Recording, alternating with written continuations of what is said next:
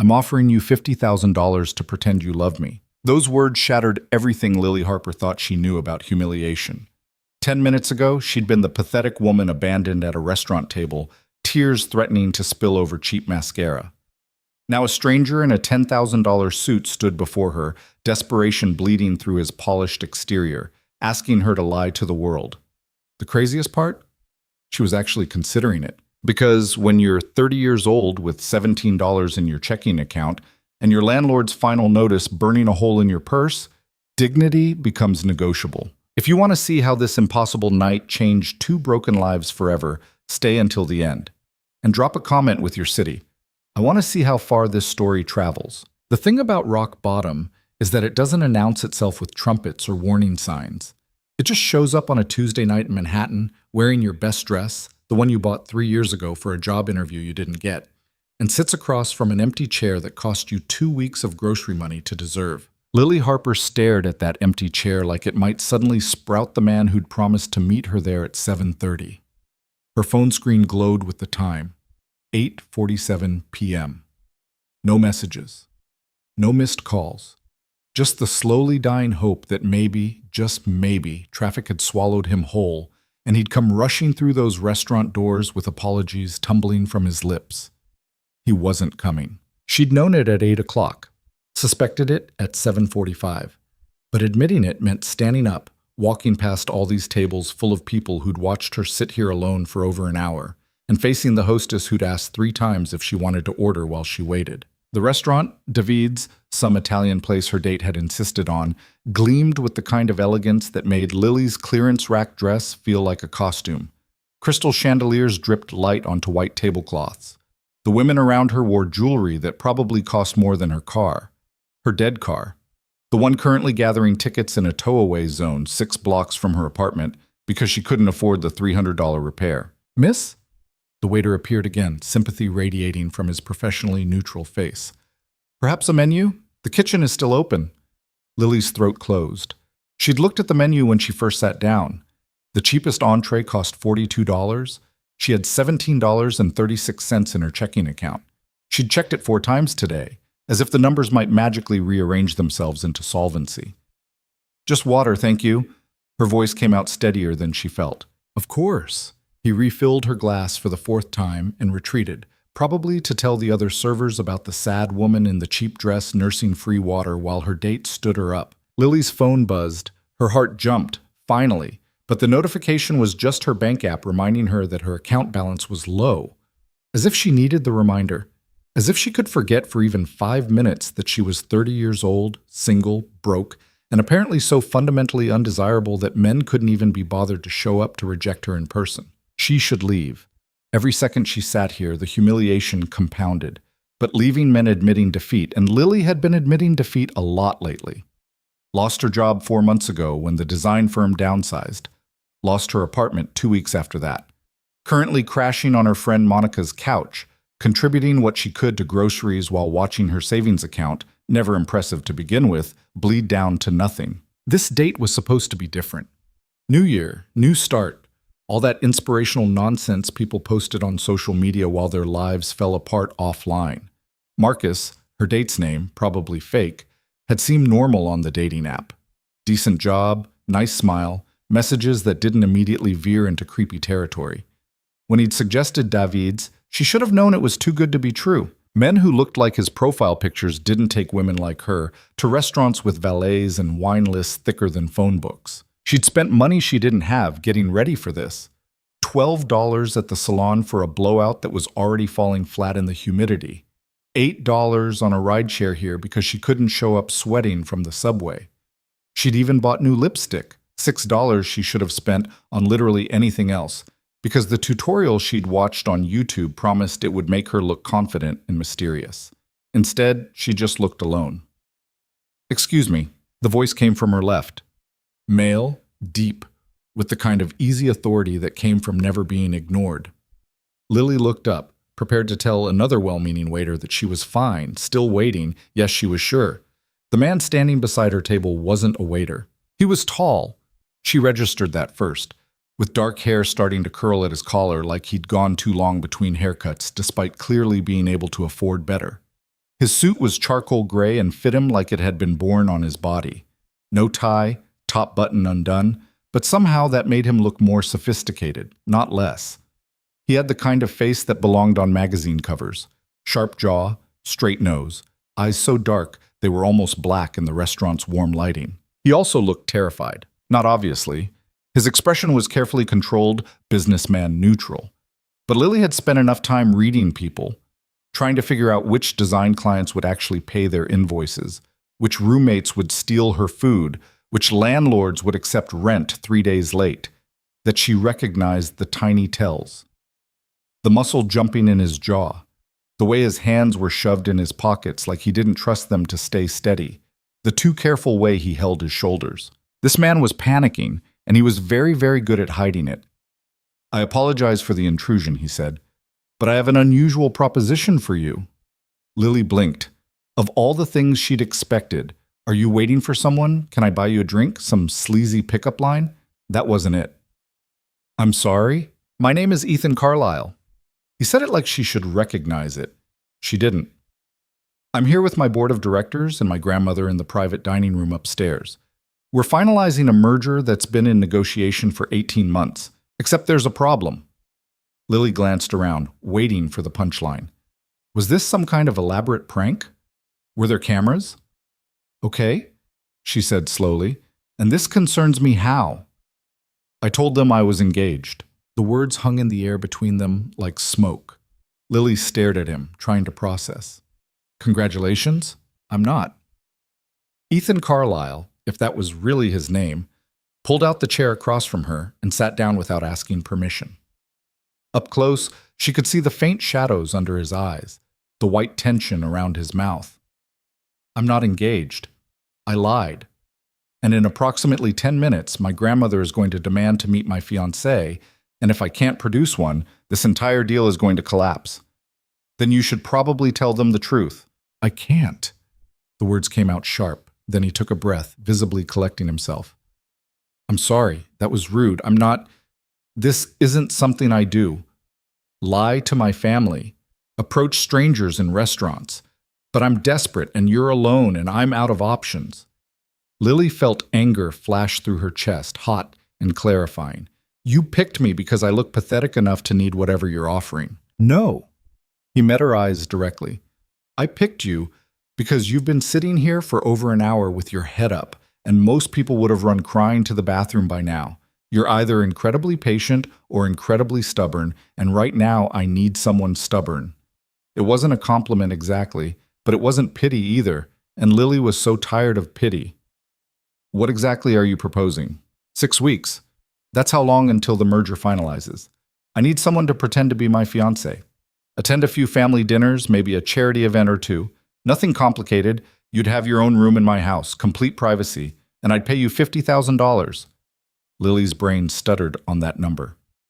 $50,000. That was more money than she'd made in the last year combined. That was rent for a year, a new car, breathing room, safety. That was impossible. "This is insane," she said, completely.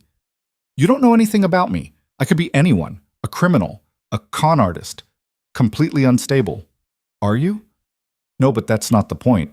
"The point," Ethan said, and now the desperation was bleeding through his careful control, "is that I have a 6-year-old son who's already been through hell watching his mother die 2 years ago.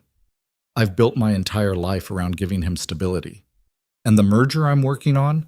It's not just about money. It's about securing the company my father built before the board decides I'm too young, too distracted, too much of a single parent to handle the responsibility. My grandmother controls the deciding votes, and she's convinced I need balance in my life. A partner. Proof that I'm not just a workaholic throwing myself into business because I can't face being alone." He stopped, seeming to realize he'd said too much.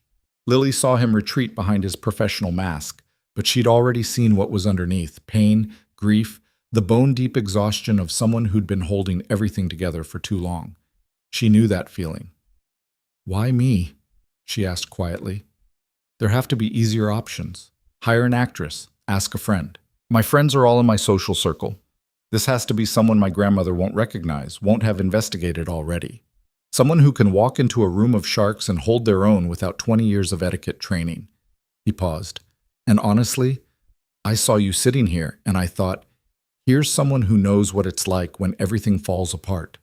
Someone who won't judge me for making desperate choices. Lily wanted to be offended, wanted to throw his offer back in his face and walk out with whatever dignity she had left. But $50,000 was sitting on the table between them, and she'd stopped being able to afford pride somewhere around the time she'd moved into Monica's spare room. I want it in writing, she heard herself say. A contract, with all the terms spelled out, what I'm expected to do, what happens if things go wrong, how the money gets paid. Ethan's shoulders dropped half an inch. Relief. Of course, I can have my lawyer draw something up by tomorrow morning. No. Lily surprised herself with her firmness. Tonight, before I agree to anything, and I want my own copy signed by both of us. For the first time since he'd sat down, Ethan smiled. It was small, barely there, but genuine. You're right to be careful. Give me 20 minutes. He pulled out his phone and typed rapidly, then looked back at her. What's your name? Lily. Lily Harper. Lily. He said it like he was testing the shape of it. Thank you. You have no idea what this means. He stood, then hesitated. My grandmother is going to ask you questions. About us, how we met, all of it. We should probably make up a story? Get our story straight, he corrected. Nothing too elaborate. The best lies are simple. I wouldn't know, Lily said. I'm not much of a liar. Good. Neither am I. That's probably why I'm so terrible at this. He walked away, phone already pressed to his ear, leaving Lily alone at the table. She looked down at her water glass, at the condensation pooling on the white tablecloth, at her reflection warped in the curved crystal. This was crazy.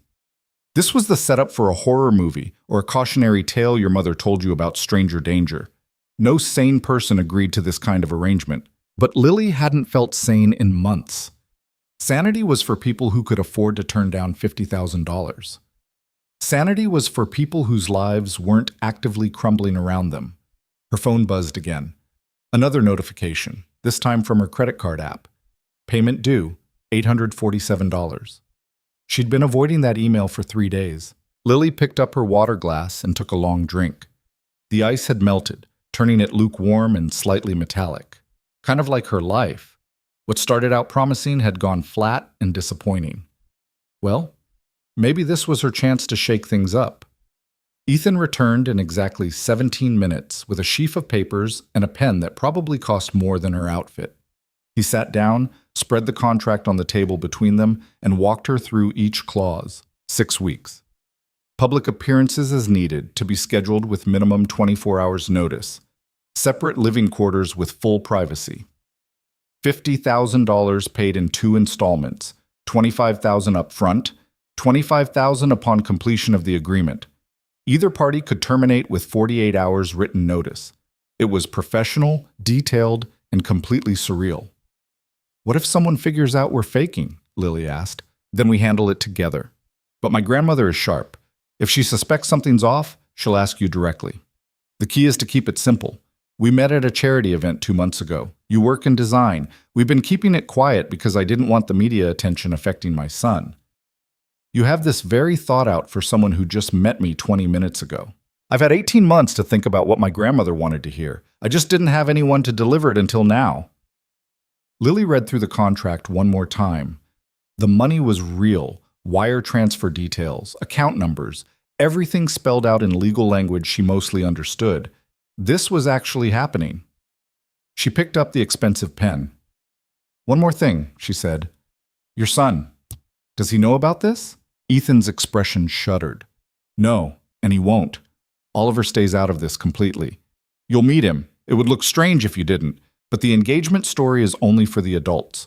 As far as he's concerned, you're just someone I'm dating. Nothing serious, nothing permanent. I won't let him get attached to something that isn't real. There was something painful in the way he said it, something that suggested this wasn't just about protecting his son. But Lily didn't push. She wasn't here to psychoanalyze her temporary employer. She signed her name at the bottom of the contract, the ink flowing smooth and dark against the white paper. Ethan signed beside her, and just like that, Lily Harper became engaged to a man whose last name she'd learned less than half an hour ago. "We should go up," Ethan said, folding his copy of the contract and tucking it inside his jacket. "They're waiting." "Wait," Lily's hands were shaking. "I need a minute. To prepare or whatever." "There's no preparing for my grandmother. Evelyn Carlyle doesn't do practice rounds." But his voice was gentler than his words. "Look, I know this is overwhelming, but you already did the hard part. You said yes. The hard part is going to be convincing a room full of people who know you that we're in love when we barely know each other's middle names. Michael, Ethan Michael Carlyle." He stood and offered her his hand. "And for what it's worth, you don't have to convince them you're in love with me. Just convince them you're someone who could handle being in my life. That's all my grandmother really wants to see." Lily took his hand, warm, steady, calloused in a way that surprised her, and let him pull her to her feet. Her legs felt unsteady, like she'd been sitting too long, or maybe like she was about to walk off a cliff. Same difference, really. The private dining room was on the third floor, accessed by an elevator that probably cost more than Lily's childhood home. Ethan stood beside her in the small space, not quite touching, but close enough that she could smell his cologne, something expensive and understated, cedar and citrus. "My grandmother can be intense," he said as the elevator climbed. "She's going to test you, ask personal questions, try to rattle you." "Why?" "Because she loves me, and she doesn't trust easily." The elevator dinged. "And because she's Evelyn Carlyle and making people uncomfortable is basically her hobby." The doors opened onto a hallway that led to a pair of dark wooden doors.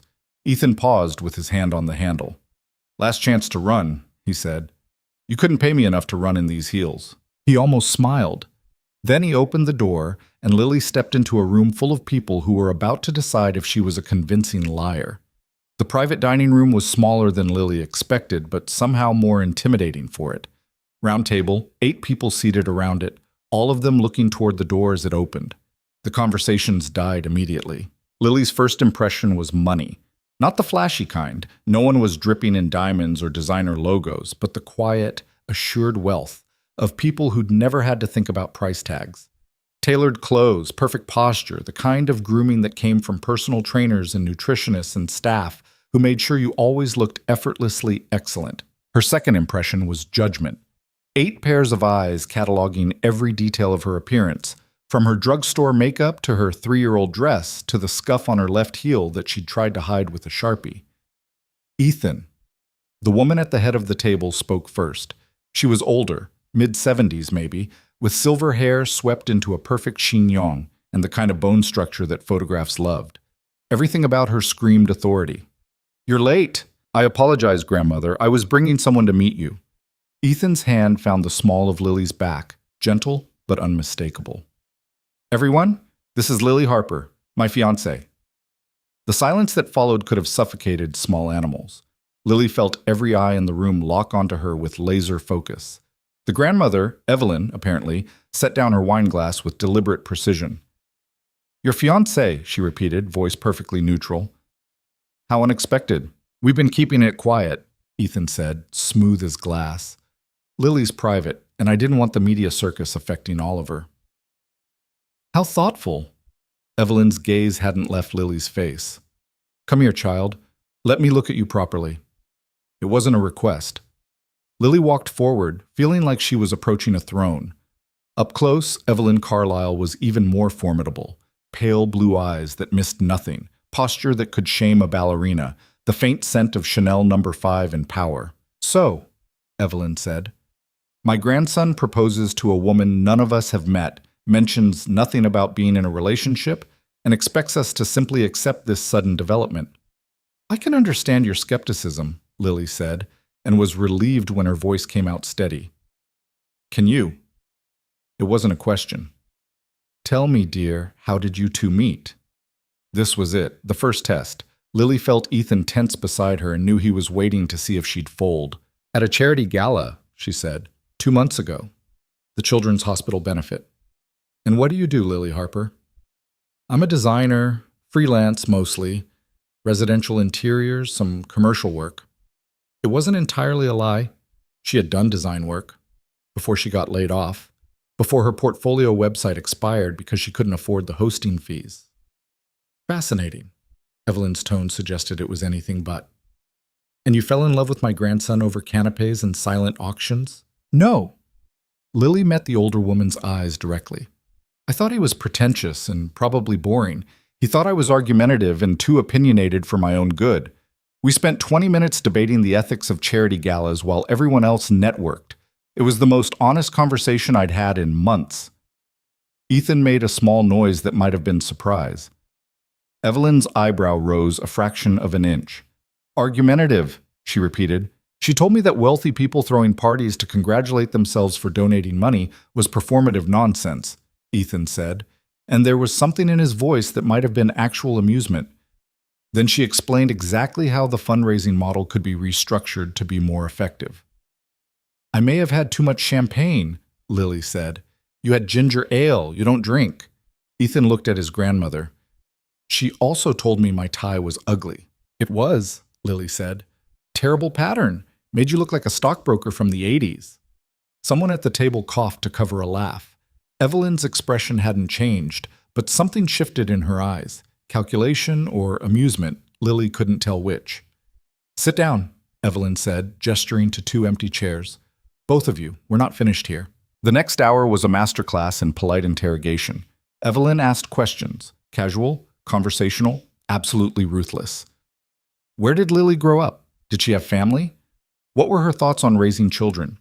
Had she considered how being with Ethan would change her life? Lily answered honestly where she could and carefully where she couldn't. Yes, she was from upstate New York. No, her parents weren't in the picture. Died in a car accident when she was 19. She had thoughts on children, but no direct experience. And as for her life changing, wasn't that the point of getting engaged? The board members asked fewer questions, but Lily felt them watching, measuring. One man, Harrison something, Ethan's VP of operations, seemed openly hostile. His mouth pressed into a thin line of disapproval. A woman in her 50s with kind eyes smiled encouragingly whenever Lily spoke, though that somehow felt more dangerous than outright hostility. Ethan fielded some questions too, weaving their fake history with enough detail to sound real, but not so much that they'd trip over contradictions later. First kiss after an argument about urban planning. Engagement a month ago, quiet dinner, nothing fancy because Lily hated being the center of attention. That part, at least, was becoming true by the minute. Well, Evelyn said eventually, setting down her dessert fork with the finality of a judge's gavel. This has been illuminating. Lily couldn't tell if that was good or bad. Ethan's hand found hers under the table, his grip just slightly too tight. I have one more question, Evelyn said, looking directly at Lily. Why are you really here? The room went silent. Lily felt Ethan start to speak, but she squeezed his hand. Shut up, I've got this. Because your grandson asked me to be, she said simply, and because I said yes. That's not an answer. Yes, it is. Lily took a breath. Look, Mrs. Carlyle. Evelyn. Evelyn, I know how this looks. Sudden engagement, woman nobody's heard of, probably a dozen red flags you're too polite to mention out loud. And honestly, you should be suspicious. If I were in your position, I would be. She felt Ethan's hand tighten on hers, but kept going. But I'm here because when Ethan talks about his son, his voice changes. When he mentions his company, I can see how much it means to him. And when he looks at the people in this room, I see someone who's carrying weight that would break most people. So when he asked me to be part of his life, even knowing it would mean nights like this, I said yes. Because I'd rather be here being grilled by you than safe at home wondering what if. It was the most honest thing she'd said all night, maybe too honest. The contract didn't require her to actually care about Ethan Carlyle or his complicated life. But something about the exhaustion in his eyes, the careful way he held himself together, the fact that he was willing to hire a stranger rather than admit weakness, it got to her. Reminded her of every time she'd smiled through a disaster and pretended everything was fine. Evelyn studied her for a long moment. Then she picked up her wine glass and raised it slightly. Welcome to the family, dear. Try not to let us eat you alive. The tension in the room fractured.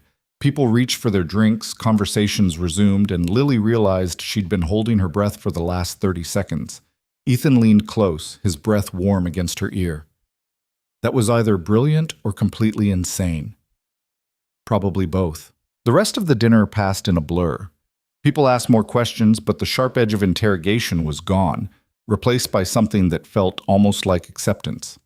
The kind woman, Margaret, wife of one of the board members, asked about Lily's design work with genuine interest. Even Harrison thawed slightly, though he still looked like he was mentally running a background check. By the time they finally stood to leave, Lily's face hurt from smiling, and her brain felt like mush from tracking all the lies they'd told. Ethan walked her to the elevator, his hand still at the small of her back.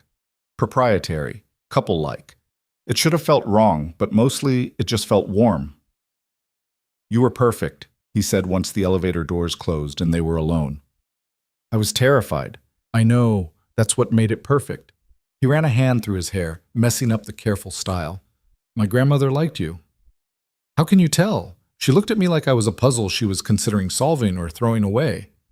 "That's her liking you. If she didn't, she would have just been coldly polite and then had you investigated down to your kindergarten report cards." He paused. "She's probably still going to do that, but at least she'll feel guilty about it." The elevator reached the ground floor. Lily stepped out into the restaurant lobby, suddenly aware that her part of the night was over and she had no idea what happened next. "I should go," she said. "I'll have my driver take you home." "That's not necessary." "Lily." Ethan's voice was gentle but firm. "You just saved my entire merger. Let me give you a ride home." She was too tired to argue. Besides, the thought of taking the subway back to Monica's place, still wearing this dress and these shoes, made her want to cry. Ethan's car was exactly what she expected. Sleek, black, probably German, with a driver who appeared out of nowhere and opened the door like Lily was someone who mattered. She gave him Monica's address in Brooklyn and settled into leather seats that felt like butter. Ethan slid in beside her. "I'll wire the first payment tomorrow morning. $25,000 as agreed." "Okay." $25,000. She still couldn't quite process it. "And I'll need you to come to my house this weekend. Meet Oliver. Let him get used to seeing you around. Nothing formal, just casual." "Ethan." Lily turned to face him. "About your son. I meant what I said in the contract discussion. I'm not going to pretend to be his new mother or—" "I know. I wouldn't ask that." His jaw tightened. "Oliver's been through enough. His mother died when he was 4. He barely remembers her, and that kills me every day. The last thing I want is for him to get attached to someone who's going to disappear in 6 weeks." "Then why introduce us at all?" "Because if I suddenly have a fiancé who never interacts with my son, that's going to raise questions. We just need to make it believable enough that no one looks too close." The car glided through Manhattan traffic, past buildings lit up against the night sky. Lily watched the city slide by and wondered what the hell she'd just gotten herself into. "Can I ask you something?" she said. "Sure." "Why did you lie about being engaged in the first place?" Ethan was quiet for a long moment. "My grandmother has been on me for 2 years about moving on, finding someone, giving Oliver a stable family. She's convinced I'm going to work myself to death trying to prove I can handle the company. And maybe she's right." He looked out the window. "The merger is important. It positions us for the next decade, secures jobs for 3,000 employees. But the board's been hesitant because they think I'm distracted. Too young, too emotional, too focused on being a father instead of a CEO. I needed them to see me as stable, settled, and apparently that requires a fiancé." "Boy, so you lied." "So I lied." He said it flatly, no excuses. "And then I spent 18 months trying to figure out how to either make it true or confess, and I'm apparently a coward because I did neither." "You're not a coward," Lily said. "You're just scared." "Is there a difference?" "Yeah, cowards run away. Scared people ask strangers for help in restaurants." He looked at her then, really looked at her, and Lily saw something shift in his expression. Recognition? Maybe. Like he was seeing her as an actual person instead of a convenient solution. "Thank you," he said quietly. "For tonight. For all of it. Thank you for the $50,000. Fair." A ghost of a smile. "Though I'm pretty sure you earned every penny in that first 5 minutes with my grandmother." The car pulled up outside Monica's building, a walk-up in a neighborhood that was trying hard to gentrify but hadn't quite made it. Lily could see the driver's eyes flick to the graffiti on the corner bodega, the overflowing trash bins, the general air of managed decay. This was her real life. Not private dining rooms and chauffeurs and contracts worth more than her annual salary. This. I'll text you about this weekend, Ethan said. And Lily, if you change your mind, if this gets too complicated, just tell me. The contract says 48 hours notice, but honestly, I'll understand if you need to walk away. I'm not going to walk away. How do you know? Because I already spent your money in my head. She opened the car door. Paid rent, fixed my car, bought groceries without checking my bank account first. I'm not giving that up unless you do something really terrible. I'll try to keep my terrible behavior to a minimum. Lily stepped out onto the sidewalk, then leaned back down. Ethan, your grandmother doesn't think you're too emotional. She thinks you're lonely. She closed the door before he could respond and walked into the building without looking back. Her hands were shaking as she climbed the 3 flights to Monica's apartment, key fumbling in the lock. Monica was still awake, curled on the couch with a book and a glass of wine. She looked up as Lily came in. How was the date? He didn't show. Oh, honey, I'm sorry. But I got engaged to a billionaire instead, so overall, pretty good night. Monica stared at her. What? Lily kicked off her heels, collapsed onto the couch, and started laughing. It came out slightly hysterical, tinged with exhaustion and disbelief, and the slow dawning realization that her life had just taken a hard left turn into complete insanity. You're going to need more wine, she said. This is going to take a while. Monica didn't believe her at first. Sat there on the couch with her wine glass frozen halfway to her mouth, eyes getting progressively wider as Lily explained about the empty chair, the desperate billionaire, the contract signed on a restaurant table while her humiliation was still fresh. Let me get this straight, Monica said slowly. A man you'd never met offered you $50,000 to pretend to be his fiancée, and you said yes. $25,000 up front, the rest when it's over. Lily, that's insane. That's how horror movies start. That's how you end up chopped into pieces in someone's basement. He has a kid and a grandmother. Serial killers don't usually bring their victims to meet the family. You met his family? Tonight? At the same restaurant where you got stood up? Lily pulled her phone out and opened her banking app. The screen still showed $17.36, but by tomorrow morning that number would have 5 digits. The thought made her feel dizzy. I know how it sounds, she said. But Mon, I was sitting there in that restaurant, feeling like the biggest loser on the planet, and then this opportunity just appeared. $50,000. That's a year of rent. That's my car fixed and money left over. That's not having to check my account before buying groceries. Monica set down her wine glass and pulled Lily into a hug. She smelled like the coconut shampoo they shared and the lavender detergent they bought in bulk from Costco. I know you're desperate, Monica said quietly. I know things have been awful, but please tell me you're being careful. I got it in writing, contract, terms, everything spelled out. Can I see it? Lily pulled the folded papers from her purse and handed them over. Monica read through the whole thing twice, her expression shifting from skeptical to thoughtful to something that looked almost impressed. This is actually legitimate, she said finally. I mean, crazy, but legitimate. The legal language is solid. Payment terms are clear. There's even a termination clause. I told you. You told me you got engaged to a billionaire. You didn't mention he was smart enough to make it legally binding. Monica looked up. Ethan Carlisle. Why does that name sound familiar? No idea. I'd never heard of him. Monica grabbed her laptop and typed rapidly. Her eyes went wide. Oh my God. Lily, Ethan Carlisle is the CEO of Carlisle Industries. They do commercial real estate development, tech investments, a bunch of other stuff. His family's worth like $500 million. What? Monica turned the laptop around. The screen showed a professional headshot of Ethan. Same dark eyes, same serious expression, but somehow the camera had caught something Lily had only glimpsed in person. He looked lonely, tired, like someone who'd learned to smile for photographs but forgot why he used to mean it. There's stuff about his wife dying, Monica said, scrolling. Cancer. She was 28. And look, here's a picture of his son. The photo showed a little boy with dark curly hair and Ethan's eyes, grinning at the camera while holding a soccer ball. Oliver. 6 years old and already learning what loss felt like. He's cute, Lily said, her chest tightening. He looks like his dad. Monica kept scrolling. Okay, so Ethan took over the company when his father retired 5 years ago. There was some drama about him being too young, but he turned things around. Expanded into sustainable development, doubled their portfolio value. Seems legit. You sound like you're vetting him for actual dating. I'm vetting him for fake dating, which somehow requires more research. Monica closed the laptop.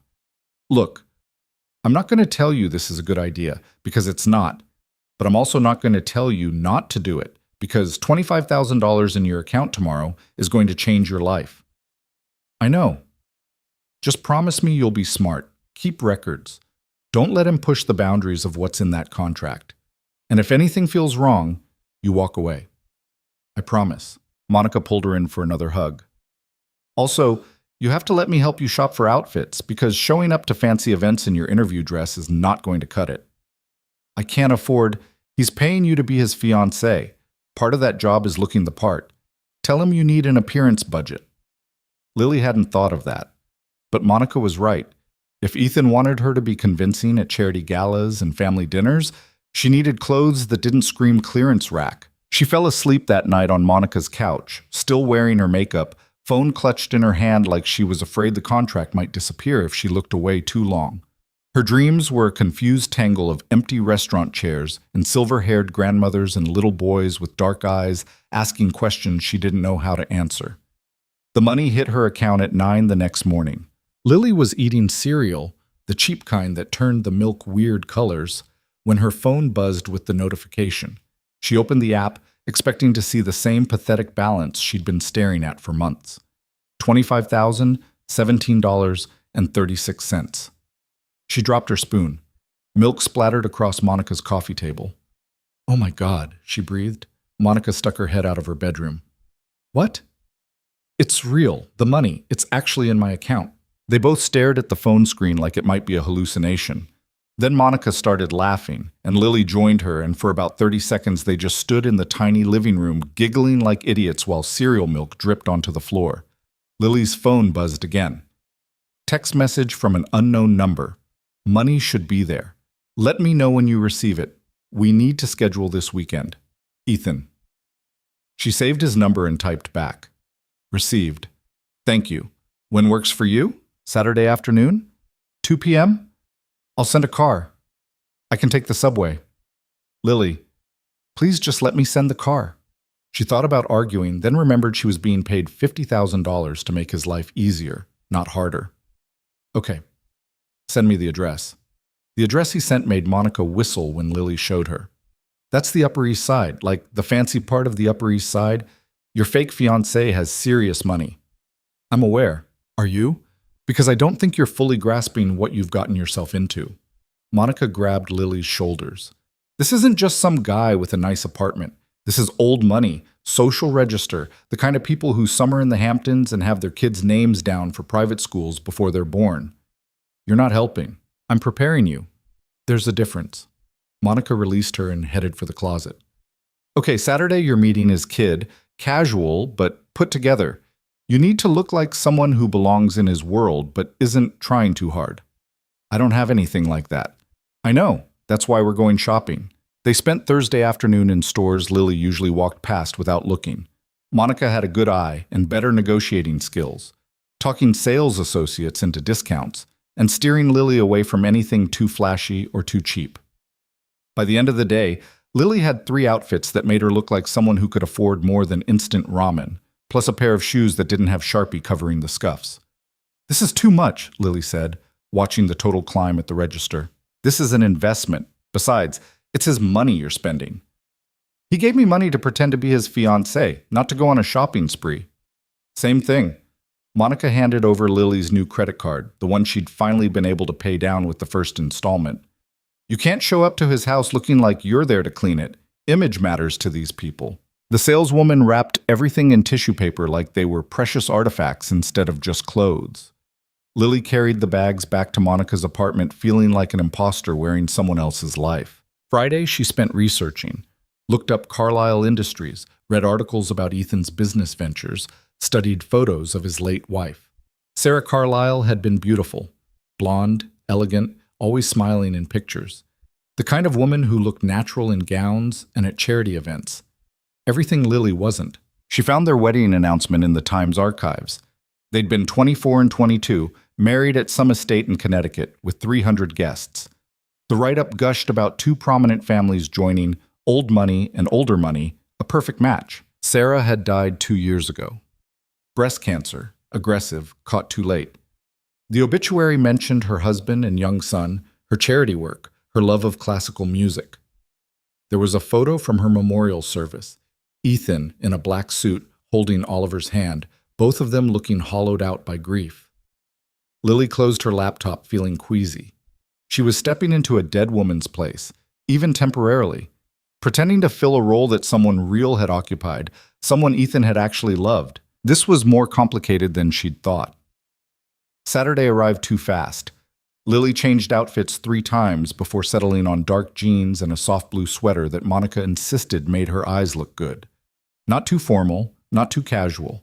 The kind of thing a normal person might wear to meet their boyfriend's kid for the first time. Except nothing about this was normal. The car arrived at exactly 2. Same driver as before, same black sedan, same feeling of being in over her head. Lily gave him a nervous smile and climbed in. The drive uptown took 40 minutes in Saturday traffic. Lily watched the neighborhoods change, her gritty corner of Brooklyn giving way to Manhattan steel and glass, then gradually softening into tree-lined streets with townhouses and doormen. By the time they pulled up to Ethan's address, even the air seemed more expensive. His house was a brownstone, 4 stories, pristine facade, window boxes that probably had flowers in them during warmer months. The kind of place Lily had walked past 1,000 times without imagining anyone actually lived there. The driver opened her door. "Mr. Carlyle is expecting you." Lily climbed the front steps, feeling like she was approaching a castle. Before she could knock, the door swung open. Ethan looked different in daylight, less polished, more human. He wore jeans and a gray Henley, bare feet, hair still damp like he'd just showered. No billion-dollar CEO here, just a tired dad on a Saturday afternoon. "You're early," he said. "Traffic wasn't bad. Come in. Oliver's in the playroom, but I wanted to talk to you first." The inside of the house matched the outside. Tasteful, expensive, somehow still warm. Hardwood floors, cream-colored walls, furniture that looked comfortable instead of just decorative. There were toys scattered in one corner, a kid's backpack hanging by the door, drawings stuck to the fridge with magnets. Signs of actual life. Ethan led her to the kitchen and gestured to a stool at the island. "Coffee? Water?" "Water's fine." He poured 2 glasses and sat across from her. Up close, she could see the circles under his eyes were darker than Wednesday night. "Are you okay?" she asked. Honest answer or polite answer? Honest. "No. I've been lying to my son for 2 days about why a woman he's never met is coming over. The board is demanding updates on merger timeline, and my grandmother called this morning to tell me she's planning an engagement party." "What?" "In 3 weeks.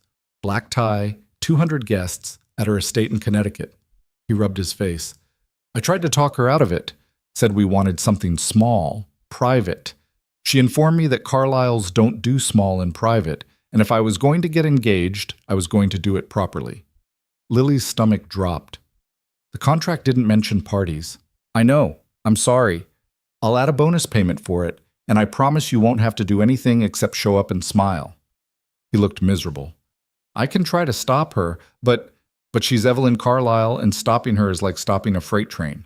"Exactly." Lily thought about it. A party meant more lying, more performance, more chances to screw up. But it also meant more money, and she'd already committed to this insanity. "Okay," she said. "But you're buying my dress." "Done. I'll have someone send over options." He took a breath. "About Oliver. I told him you're someone I've been seeing, nothing serious yet. He's 6, so he's going to ask a million questions and probably tell you his entire life story in the first 5 minutes. Just be yourself. Kids can smell fake from a mile away." "What if he doesn't like me? Then we'll deal with it. But honestly, Oliver likes most people. Ethan's expression softened. "He's a good kid. Too good sometimes. After Sarah died, he got very careful about not making things harder for me. 6 years old and already trying to take care of his dad." The pain in his voice was raw enough that Lily had to look away. "I won't let him get attached," she said quietly. "I promise." "I know. That's why I hired you instead of—" He trailed off. "Instead of actually dating someone?" instead of dragging some poor woman into this mess who might actually want a future with me. Before Lily could figure out how to respond to that, a small voice called from somewhere upstairs.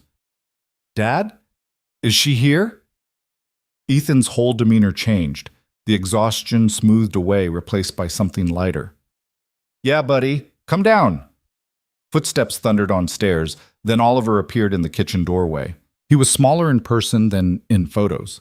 Skinny legs in soccer shorts, ratty t-shirt with some cartoon character Lily didn't recognize, curly dark hair that stuck up in every direction. But it was his eyes that caught her, dark like Ethan's but wider, more open, still believing the world might be kind. Hi, he said, suddenly shy. Hi, Lily said back. You must be Oliver. Yeah, you're Lily. That's me. He studied her for a moment, then apparently decided she was acceptable. Do you like soccer? I don't know much about it, honestly. I can teach you. I'm really good. My coach says I have natural talent. He said it matter-of-factly, no bragging, just reporting information. That sounds cool. Do you want to see my room? I have a Lego city. It took me 3 weeks to build. Ethan started to intervene. Oliver, maybe give Lily a chance to... I'd love to see it, Lily said. Oliver's face lit up. He grabbed her hand. His was small and sticky with what might have been juice, and pulled her toward the stairs. Ethan followed, looking bemused. Oliver's room was exactly what she'd expected. Toys everywhere, posters of soccer players, books crammed onto shelves, the organized chaos of a smart kid with too many interests. The Lego city covered most of his desk, an impressive sprawl of buildings and roads and tiny plastic people. This is the hospital, Oliver explained, pointing. And this is the school, and this part is the police station, but I ran out of blue bricks, so it's kind of pink right now. It's amazing, Lily said, and meant it. The detail was incredible. Street signs, parks, even a tiny pizza place. My mom liked Legos too, Oliver said casually. She helped me start the city before she got sick. Lily felt Ethan tense in the doorway. But Oliver just kept talking, matter of fact. She died 2 years ago. I was 4, so I don't remember everything, but I remember building Legos with her. He looked up at Lily. Do you have a mom? I did. She died when I was 19. Oh. Oliver processed this. That's sad. Yeah, it is. Dad says it's okay to be sad about people dying. You just have to also remember the good stuff. Your dad's right. Oliver seemed satisfied with this exchange. He launched into an explanation of the city's traffic system, complete with hand gestures and sound effects.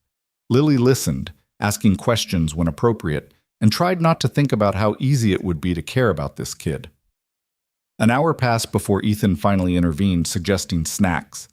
They moved back downstairs, Oliver chattering the whole way about his soccer team, his teacher, his best friend Marcus, who could burp the alphabet. In the kitchen, Ethan pulled out apple slices and peanut butter while Oliver climbed onto a stool and continued his monologue.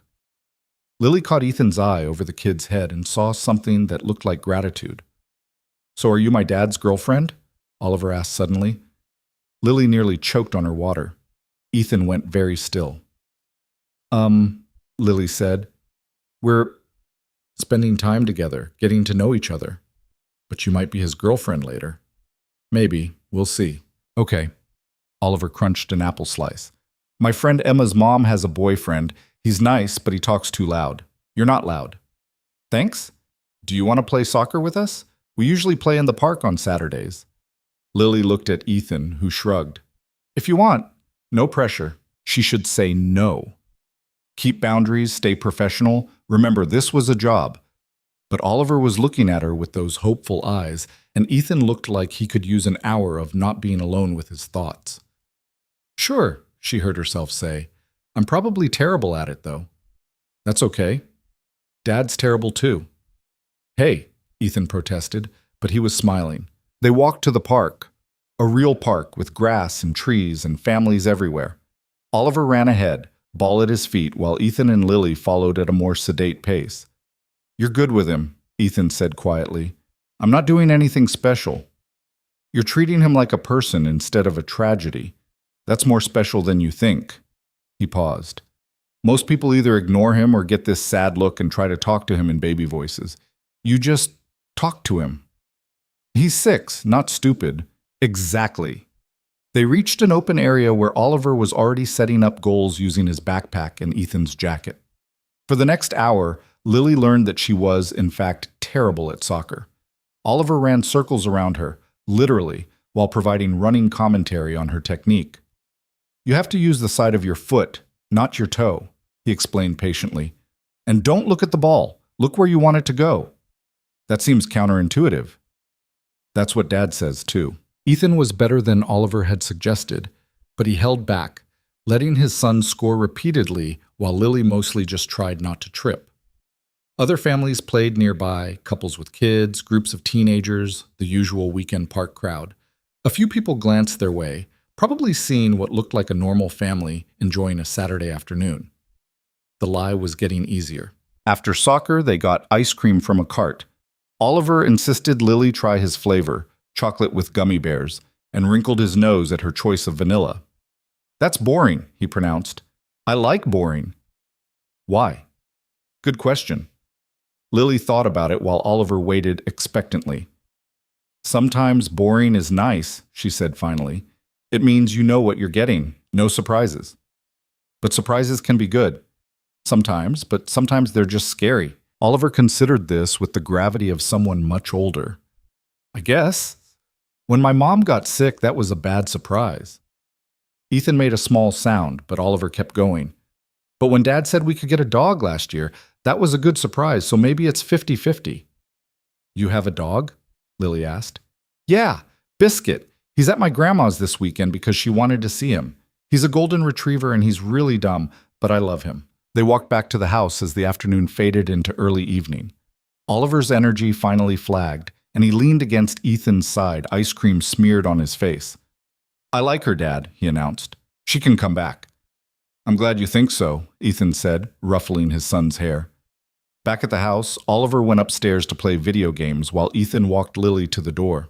Thank you, he said, for today, for being patient with him. He's a great kid. He really is. Ethan leaned against the doorframe, looking more relaxed than she'd seen him. The engagement party is 3 weeks from tomorrow. My grandmother's assistant will coordinate with you on dress options and timing. And before that, there's a charity brunch next Sunday that I need you to attend. Okay. You can say no to any of this. The contract doesn't obligate you to... Ethan, I said, okay. He studied her face like he was trying to figure out a puzzle. Why are you being so understanding about all this? Because you're paying me? No, I mean, most people would be demanding more money, complaining about the scope creep, questioning every new event. You're just rolling with it. Lily thought about how to explain that when you'd spent months watching your life fall apart piece by piece, you got used to rolling with things, adapted or drowned, and she'd been treading water so long that any current felt better than staying still. Maybe I'm just desperate enough not to be difficult, she said. Or maybe you're just a better person than I deserve for this situation. Don't canonize me yet. I'm doing this for money, remember? I remember. But something in his expression suggested he was starting to doubt that was the only reason. The car was waiting outside. Lily climbed in, and as they pulled away, she looked back to see Ethan still standing in the doorway, Oliver's voice calling him from somewhere inside. Back at Monica's apartment, her friend was waiting with wine and questions. How was it? Complicated, Lily said, kicking off her shoes. He has the greatest kid and a nice house, and I think I'm starting to actually like him, which wasn't part of the plan. Oh no. Yeah. Monica poured her a very large glass of wine. Okay, but liking him is fine as long as you remember this is temporary. 6 weeks, then you walk away with your money and your life back. I know. Do you? Because you have this look on your face like you're forgetting the part where this is all fake. I'm not forgetting anything. Lily took a long drink. But it's hard to remember it's fake when his kid is showing you his Lego city and talking about his dead mom like it's just a fact of life. Or when Ethan looks at his son and you can see how much he loves him and how scared he is of screwing it up. That's called empathy, and it's going to get you in trouble. Probably. They sat in silence for a while, Monica scrolling through her phone, while Lily stared at nothing and tried to figure out when exactly she'd stopped thinking of Ethan Carlisle as a business transaction and started thinking of him as a person she might actually care about. The charity brunch the following Sunday was Lily's first real test as Ethan's fiancée in public. The venue was some country club in Westchester, all rolling lawns and white columns, and people who'd never seen a subway car in their lives. Ethan picked her up himself this time, driving a different car, still expensive but more subdued than the chauffeured sedan. He wore a light gray suit with no tie, somehow managing to look both formal and relaxed. "You look nice," he said as she climbed in. Lily glanced down at her dress. Navy blue, Monica approved, bought specifically for events like this. "Thanks. So do you." "I hate these things," he said as they pulled into traffic. 3 hours of small talk with people who want favors or investments or just to be seen talking to someone important. "Then why go?" "Because my grandmother is on the board, and if I don't show, I'll hear about it for the next 6 months. Plus, it's for a good cause, Children's Hospital, so I can't really justify skipping." They drove in comfortable silence for a while. Lily watched the city give way to suburbs, trees, and grass replacing concrete and steel. "I've been thinking," Ethan said eventually, "we should probably have a better backstory. The charity gala meeting is fine for casual questions, but if anyone digs deeper, we need details." "Like what?" "Like what we talked about, what our first real conversation was about. The moment one of us realized it was more than casual." He glanced at her. "My grandmother's going to ask. She's been suspiciously quiet since Wednesday, which means she's planning something." "Okay, so what's our story?" They spent the rest of the drive building it out. First conversation about architecture. Lily complained about a new development ruining the neighborhood character. Ethan defended functional design. They argued for 20 minutes before realizing they were both right. First date at a quiet restaurant, nothing fancy, where they talked until closing. The moment Ethan knew it was serious, watching Lily explain her design philosophy to a friend and realizing she saw spaces the same way he saw buildings, as things that shaped how people lived. "What about you?" Ethan asked. "When did you know?" They were stopped at a red light. Lily looked at him, the careful way he held himself, the exhaustion he tried to hide, the small tells that suggested a man barely holding it together. "When you talked about Oliver," she said, "the way your whole face changed, like he was the only thing that mattered." It was true enough that it didn't feel like lying. Ethan's hands tightened on the steering wheel. "That's good. Use that." The country club was exactly as insufferable as Lily had imagined. Valets, champagne on silver trays, women in designer dresses that cost more than Lily's first car. She felt immediately out of place despite Monica's coaching and the navy dress that had seemed so sophisticated in the mirror. Ethan's hand found the small of her back. "Breathe. You belong here as much as anyone." "I really don't." "Neither do most of them. They're just better at pretending." He guided her through the crowd, stopping every few feet to shake hands or exchange pleasantries. Lily smiled and nodded and tried to remember names that all sounded vaguely similar. The conversations were predictable. Congratulations on the engagement. Where's the wedding? Have you set a date? How did he propose? Ethan fielded most of it with practiced ease, occasionally glancing at Lily to confirm details they'd fabricated in the car. She jumped in when needed, adding small touches that made the lies feel real. Then Evelyn appeared. "Ethan, Lily." She materialized out of the crowd like a shark sensing blood. "How lovely to see you both." "Grandmother." Ethan kissed her cheek. "You look well. I look old, but thank you for lying." Her sharp eyes fixed on Lily. "And you, dear? Settling into your new role?" "Still getting used to it," Lily said honestly. "I imagine so. It's quite a change from your previous life." There was something pointed in the way she said it. Lily felt Ethan tense. "Lily's been very patient with all the attention," he said carefully. "I'm sure." "Tell me, dear, have you given any thought to the wedding itself? I know the engagement party is first, but these things require planning." "We haven't really discussed." "You should. A wedding of this magnitude takes at least a year to plan properly. Venue, guest list, flowers, the dress, of course. Unless you're planning something smaller." It was a trap. Lily could see it in Evelyn's eyes. Any answer would be wrong. Too big, and she looked like a gold digger. Too small, and she didn't understand Carlisle expectations. "We're still figuring out what feels right for us," Lily said. "Neither of us wants something that's just for show." Evelyn's eyebrow rose. "All weddings are for show, dear. The question is what you're showing. Then I guess we want to show that we actually care about each other more than we care about impressing people. Silence. Ethan looked like he might intervene, but Evelyn smiled. Actually smiled, thin and sharp, but genuine. Well said. Come, let's find our table. I want you sitting with me. Lunch was an endurance test. Evelyn held court, asking questions that seemed casual but weren't, watching Lily's reactions like a scientist studying a specimen. Other board members joined them, along with their spouses, and Lily found herself navigating conversations about charities she'd never heard of and vacation homes in places she couldn't pronounce. Ethan stayed close, running interference when needed, his hand occasionally finding hers under the table. The touch felt more real than it should have. Halfway through dessert, a woman approached their table. Tall, blonde, elegant in the way that came from personal trainers and expensive salons. She wore a smile that didn't reach her eyes. "Ethan," she said warmly, "it's been too long." Ethan's whole body went rigid. "Victoria, I didn't know you were back in town. Just for the weekend. Charity obligations."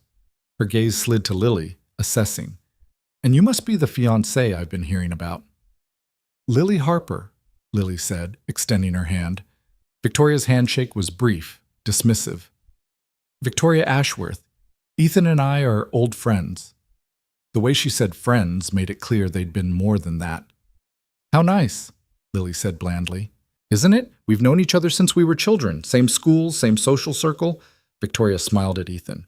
"I remember when you used to say you'd never get married again after Sarah." Funny how things change. The table went quiet. Lily felt Evelyn watching with the intensity of someone observing a chess match. Ethan's jaw tightened. People grow. Circumstances change. Clearly, Victoria's eyes raked over Lily again. "I just think it's interesting that you've chosen someone so different from Sarah." "That's kind of the point," Lily said before she could stop herself. "He's not trying to replace her. He's moving forward." Victoria's smile sharpened. "Of course. I'm sure you're very good at helping him move forward." The implication was clear. Lily felt anger flash through her chest, hot and clarifying. "I'm good at a lot of things," she said evenly, "including recognizing when someone's being passive-aggressive under the guise of politeness. So let's skip the pretense. Whatever issue you have with me or this engagement, just say it." The entire table stared. Ethan looked torn between horror and amusement. Evelyn's expression was unreadable. Victoria's smile didn't waver. "No issue at all. I'm just protective of old friends. I'd hate to see Ethan make a mistake." "Then maybe trust that he's smart enough to make his own decisions," Lily said, "and that those decisions don't require your approval." She could feel Ethan's hand tighten on hers under the table, warning or support, she couldn't tell. Victoria's mask finally cracked, just for a second. Then she recovered, all smooth charm again. "Well, it's clear you can hold your own. That's something, at least." She looked at Ethan. "We should catch up properly while I'm in town. Drinks this week?" "I'll check my schedule," Ethan said neutrally. Victoria walked away, and the table erupted in carefully muted conversation. Lily focused on her water glass, wondering if she'd just blown everything. Then Evelyn laughed. Not a polite chuckle, an actual laugh, sharp and delighted. "Oh, I like you," she said to Lily. Victoria needed someone to put her in her place. She's been circling Ethan like a vulture since Sarah died. "I probably shouldn't have—" "Nonsense, you defended your relationship. That's what a real fiancé would do." Evelyn's smile was approving. "Though next time, perhaps with slightly less volume. We do have standards." The rest of the afternoon passed in a blur. More conversations, more champagne, more navigating the treacherous waters of people who smiled while calculating your worth. By the time they left, Lily's face hurt from smiling, and her feet hurt from the heels Monica had insisted she wear. In the car, Ethan was quiet for the first 10 minutes. Then he started laughing. "What?" Lily asked. "You told Victoria Ashworth to her face that she was being passive-aggressive, in front of my grandmother, at a charity brunch." "I'm sorry, I know I shouldn't have—" "That was the most entertaining thing I've seen in years." He was grinning now, genuine and open. "Do you know how long I've wanted someone to do that? She's been insufferable since we broke up." "You dated her?" "Briefly. Years ago. Before Sarah." His smile faded. She thought we'd get back together after Sarah died. Couldn't understand why I wasn't interested. Because you were grieving. Because I wasn't interested, he corrected. The grief was part of it, but mostly she just wasn't someone I wanted to build a life with. Too focused on appearances, on what people thought. Sarah was the opposite. She didn't care about any of that. They drove in silence for a while.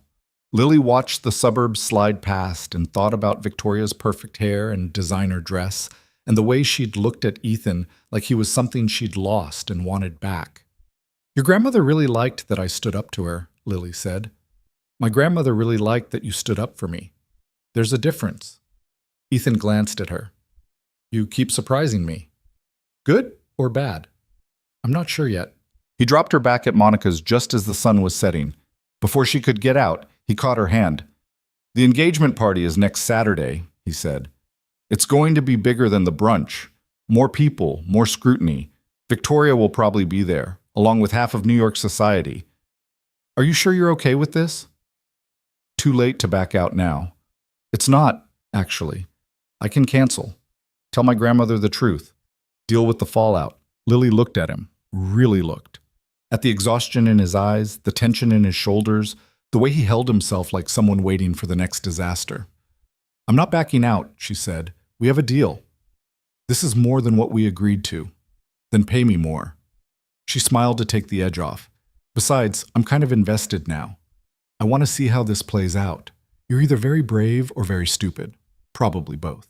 She got out of the car and walked up to Monica's building without looking back, but she could feel Ethan watching until she disappeared inside. Monica took one look at her face and poured wine. That bad? That complicated, Lily said. His ex showed up. His grandmother is planning a huge engagement party, and I think I just made everything worse by having opinions in public. Details. Now, Lily told her everything. Victoria's thinly veiled hostility, her own inability to keep her mouth shut, Evelyn's surprising approval. Monica listened with increasingly wide eyes. Okay, Monica said when she finished. So you're accidentally becoming his real fiancé. No, I'm not. This is still fake. Still temporary. Lily, you met his kid. You went to a charity event. You stood up to his ex-girlfriend. That's not fake fiancé behavior. That's real girlfriend behavior. It's acting. That's all. Keep telling yourself that. Monica topped off Lily's wine. But when this blows up in your face because you caught feelings for a billionaire widower with a cute kid and a manipulative ex, don't say I didn't warn you. It's not going to blow up. Everything blows up eventually. The question is whether you're ready when it does. Lily didn't have an answer to that. She just drank her wine and tried not to think about the engagement party next weekend, or the way Ethan's hand had felt in hers, or the fact that lying was getting easier every day. The scary part wasn't that she was good at pretending to be in love with Ethan Carlisle. The scary part was that she wasn't sure she was pretending anymore. The week before the engagement party crawled by like it was moving through mud. Lily spent her days pretending to job hunt while actually researching everything she could find about Carlisle family history, Connecticut estates, and how to survive in rooms full of people who could smell desperation like sharks smelled blood. Monica helped her practice small talk. They sat on the couch with wine, Monica firing questions while Lily tried not to sound like someone who'd learned everything from Google. So what does your fiancé's company actually do? Commercial real estate development, with a focus on sustainable urban projects. They also have a growing portfolio in tech investments. And how do you feel about becoming part of such a prominent family? Terrified, also slightly nauseous. Lily, fine, honored, excited, ready to support Ethan in whatever he needs. Better, less honest, but better. The dress arrived on Thursday in a box so large it barely fit through Monica's door. Inside, wrapped in tissue paper like something sacred, was a gown that made Lily's hands shake when she touched it. Deep emerald green, floor length, with a neckline that was elegant without being revealing. The fabric felt like water, shifting and catching light as she lifted it. There was a note tucked inside. My grandmother suggested the color, said it would complement your eyes and make you impossible to ignore. Lily tried it on in Monica's tiny bathroom, struggling with the zipper until her friend came to help. When she finally looked in the mirror, she barely recognized herself. Oh my God, Monica breathed. You look like you belong in a museum. I look like I'm playing dress up. No, you look like someone who could actually be engaged to a billionaire. Monica adjusted the shoulders. How much did this cost? I don't want to know. I looked up the designer while you were changing. Try not to spill anything on it. This dress costs more than my car. Lily felt sick. The weight of the fabric, the knowledge of its price tag, the reality of what Saturday night meant, it all pressed down on her until she could barely breathe. I can't do this, she said. Yes, you can. No, Mon, I really can't. I'm going to walk into that party and everyone's going to know I'm a fraud. They're going to take one look at me and see exactly what I am. A broke designer from Brooklyn who's way out of her depth. So stop. Monica turned her around, hands firm on her shoulders. You've already survived a dinner with his grandmother and a charity brunch with his ex. You've met his kid and didn't screw that up. You're not a fraud. You're just someone who's scared. And scared is normal. What if I mess up? What if I say the wrong thing or use the wrong fork or then you mess up? So what? You think these people are perfect? They're just better at hiding their mistakes behind money and good tailors. Monica's expression softened. Besides, you're not doing this alone. Ethan will be there. And from what you've told me, he's not going to let you sink. Lily wanted to believe that, but she kept thinking about Victoria's assessing gaze, about the way the board members had watched her like they were waiting for her to fail, about Evelyn's sharp eyes that missed nothing. Friday night, Ethan called, not texted, actually called, which was unusual enough that Lily stared at her phone for 2 rings before answering. Hey, she said, are you okay? His voice was tight with something that sounded like stress. About tomorrow, I mean, because if you're not, we can still, I'm fine. You're a terrible liar when you're not in person. I'm fine, she repeated more firmly. Just nervous. Join the club. She heard him moving around, footsteps on hardwood. My grandmother has invited 243 people. She's hired a string quartet. There's going to be champagne that costs more per bottle than most people's car payments. And somewhere in the middle of all that, we're supposed to convince everyone that we're madly in love. No pressure. Right. No pressure. He was quiet for a moment. I keep thinking about what you said to Victoria, about me being smart enough to make my own decisions. I shouldn't have said that. It wasn't my place. It was exactly your place. That's what someone who actually cared about me would say. He paused. That's what Sarah would have said. The name hung in the air between them. Ethan rarely mentioned his late wife, and when he did, it was always carefully neutral, like he was trying not to feel too much. I'm sorry, Lily said. I didn't mean to. Don't apologize. It's just strange. Having someone defend me again, I'd forgotten what that felt like. Lily sat on Monica's couch, phone pressed to her ear, and tried to figure out what to say to that. How to acknowledge the loneliness in his voice without making it weird, without crossing the professional boundary that was already blurring at the edges. For what it's worth, she said finally, I think you're doing an incredible job. With Oliver, with the company, with all of it, even if you don't feel like you are. How do you know I don't feel like I am? Because nobody who's actually doing incredible feels like they are. They just feel like they're barely keeping their head above water and hoping nobody notices. He laughed, short and surprised. That's exactly what it feels like. I know. I've been there. They talked for another 20 minutes about nothing important. Oliver's soccer game, the merger timeline, whether the string quartet would play anything written after 1950. It felt normal, easy, like they were actually friends instead of 2 people trapped in an elaborate lie. When they finally hung up, Monica was watching from the kitchen doorway. You're in so much trouble, she said. I know. Saturday arrived too fast. The car came at 4, earlier than Lily expected, but Ethan had texted that morning explaining his grandmother wanted photos before guests arrived. Lily climbed in wearing the green dress and heels that already hurt. Makeup done by a professional Monica had somehow bullied into giving her a discount. The drive to Connecticut took 2 hours. Lily watched the city disappear behind them, replaced by increasingly large houses set back from increasingly pristine roads. By the time they turned onto a private drive lined with old-growth trees, she felt like she'd entered a different world entirely. The Carlisle estate wasn't a house. It was a statement. 3 stories of cream-colored stone, windows that caught the late afternoon sun, grounds that stretched farther than Lily could see. There were actual rose gardens, actual topiaries, an actual fountain in the circular driveway. "This is insane," she muttered. The driver smiled. "Wait until you see the ballroom." Ethan met her at the front door. He wore a tuxedo that had definitely been custom-made, his dark hair finally properly trimmed, looking every inch the billionaire CEO she kept forgetting he was. "You're here," he said, and the relief in his voice was palpable. "Did you think I'd run?" The thought crossed my mind. He took her hand, and Lily felt the slight tremor in his fingers.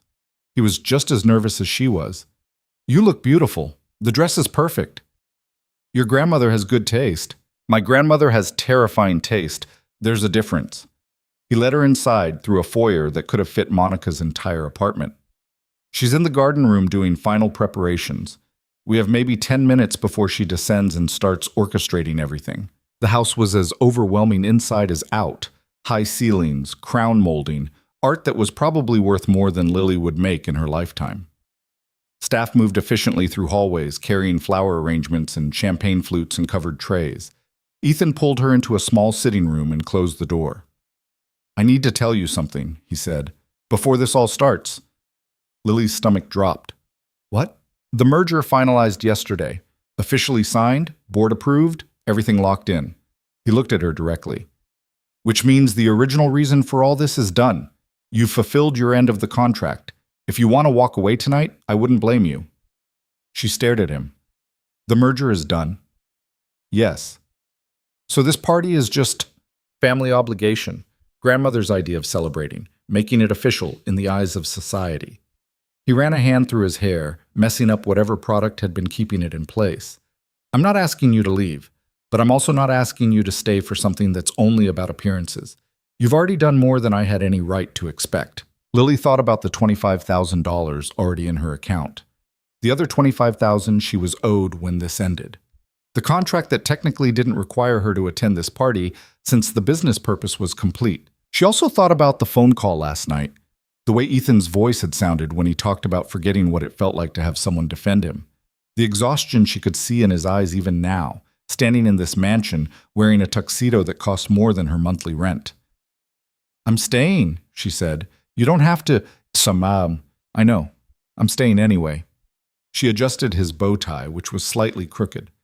"Besides, I want to see the look on Victoria's face when we walk in together." He smiled, real and grateful. "Thank you." Before either of them could say anything else, the door opened and Evelyn swept in. She wore a gown that probably cost more than a small car. Her silver hair perfectly styled, diamonds at her throat and wrists. "There you are," she said. "The photographer is waiting. We need formal portraits before the guests arrive." The next hour was a blur of posing and adjusting and being told to tilt her head just so while some photographer clicked away. Ethan's hand stayed at her waist, warm and steady, and Lily tried not to think about how natural it felt. They took photos in the garden, on the grand staircase, in the ballroom that was somehow even more impressive than Lily had imagined.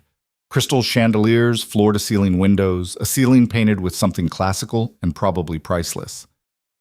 "Closer," the photographer directed. "This is an engagement party, not a business meeting. I need to see affection."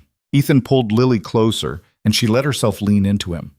This close, she could smell his cologne, feel the rise and fall of his breathing. "Sorry," he murmured. "I know this is awkward." "It's fine." "Tilt your head up," the photographer called. "Look at each other like you're in love." Lily looked up, meeting Ethan's eyes. Something passed between them. Acknowledgement, maybe, of how far they'd come from that desperate conversation in a restaurant 3 weeks ago. Or maybe just shared anxiety about the night ahead. "Perfect," the photographer said. "That's the one." Guests started arriving at 6. Lily stood beside Ethan in the receiving line, shaking hands and accepting congratulations from an endless stream of faces she'd never remember. Everyone said the same things with minor variations. "What a lovely couple. How romantic. When's the wedding? Have you set a date?" Ethan fielded most of it, his hand never leaving hers, occasionally squeezing in warning when someone particularly difficult approached. "That's Harrison Reed," he murmured, as an older man with steel-gray hair headed their way. "VP of Operations. Hates me. Tolerated my father. Thinks I'm too young to run the company." "The one who looked hostile at dinner?" That's him. Harrison approached with a woman who must have been his wife. Thin, expensive jewelry, the kind of smile that never reached her eyes. Ethan, congratulations on the engagement. Harrison's handshake was firm enough to be aggressive. And the merger, of course. Quite a week for you. Thank you, Harrison. This is my fiancée, Lily Harper. Ms. Harper. Harrison's gaze was assessing, dismissive. I don't believe we've met before. What is it you do? Interior design, Lily said. How interesting. Commercial or residential? It was a test. Lily could feel Ethan tense beside her. Both. Though lately I've been focusing more on residential projects. There's something satisfying about creating spaces where people actually live instead of just work. I imagine so. Much smaller scale, of course. Sometimes, but I find that working small means you have to be better. Every choice matters more when you can't hide mistakes behind square footage. Harrison's expression flickered, surprise maybe, or reassessment. An interesting philosophy. Lily's being modest, Ethan said smoothly. She redesigned my home office last month, completely transformed the space. This was news to Lily, but she kept her expression neutral. Just another lie to add to the pile. They moved down the line. More faces, more congratulations, more careful navigation of questions that could trip them up if they weren't careful. Lily's feet hurt and her face hurt, and she was only an hour into this nightmare. Then Victoria arrived. She wore red, bold, attention-grabbing, the kind of dress that demanded you look at her. Her date was tall, handsome in a generic way, clearly selected more for appearance than conversation. Ethan, she purred, air-kissing both his cheeks. What a beautiful party. Your grandmother outdid herself. Victoria, glad you could make it. Wouldn't miss it. Her gaze slid to Lily, sharp and calculating. Lily, that dress is lovely. Vera Wang? I'm not sure, Lily lied. She knew exactly who designed it, had looked it up after Monica's comment about the price tag. Well, it suits you. Very sophisticated. The compliment sounded like an insult. You must be excited about joining such a prominent family. I'm excited about marrying Ethan, Lily said evenly. The prominent family is just a bonus. Victoria's smile sharpened. Of course. How romantic. She turned to Ethan. Save me a dance later? For old time's sake? I'll see what I can do. She swept past, leaving a cloud of expensive perfume and tension. I hate her, Lily muttered. Join the club. Ethan's jaw was tight. She does this at every event. Shows up looking perfect, makes pointed comments, reminds everyone that she and I have history. Why do you invite her? I don't. My grandmother does. Old family friends, social obligations, all that. He glanced at Lily. You don't have to be nice to her, you know, despite what my grandmother said about volume. Good, because I wasn't planning on it. By the time the receiving line finally ended, Lily needed a drink and a place to sit down. Ethan guided her to the bar, ordered her champagne and himself a scotch, and they found a quiet corner near the windows. The party was in full swing now. 243 people filling the ballroom, string quartet playing something classical, servers circulating with trays of food that was probably delicious but looked too fancy to eat. You're doing great, Ethan said quietly. I'm dying inside. Well, you're hiding it well. He took a sip of scotch. Another hour of mingling, then dinner, then dancing, then we can probably escape without my grandmother hunting us down. That sounds like a prison sentence.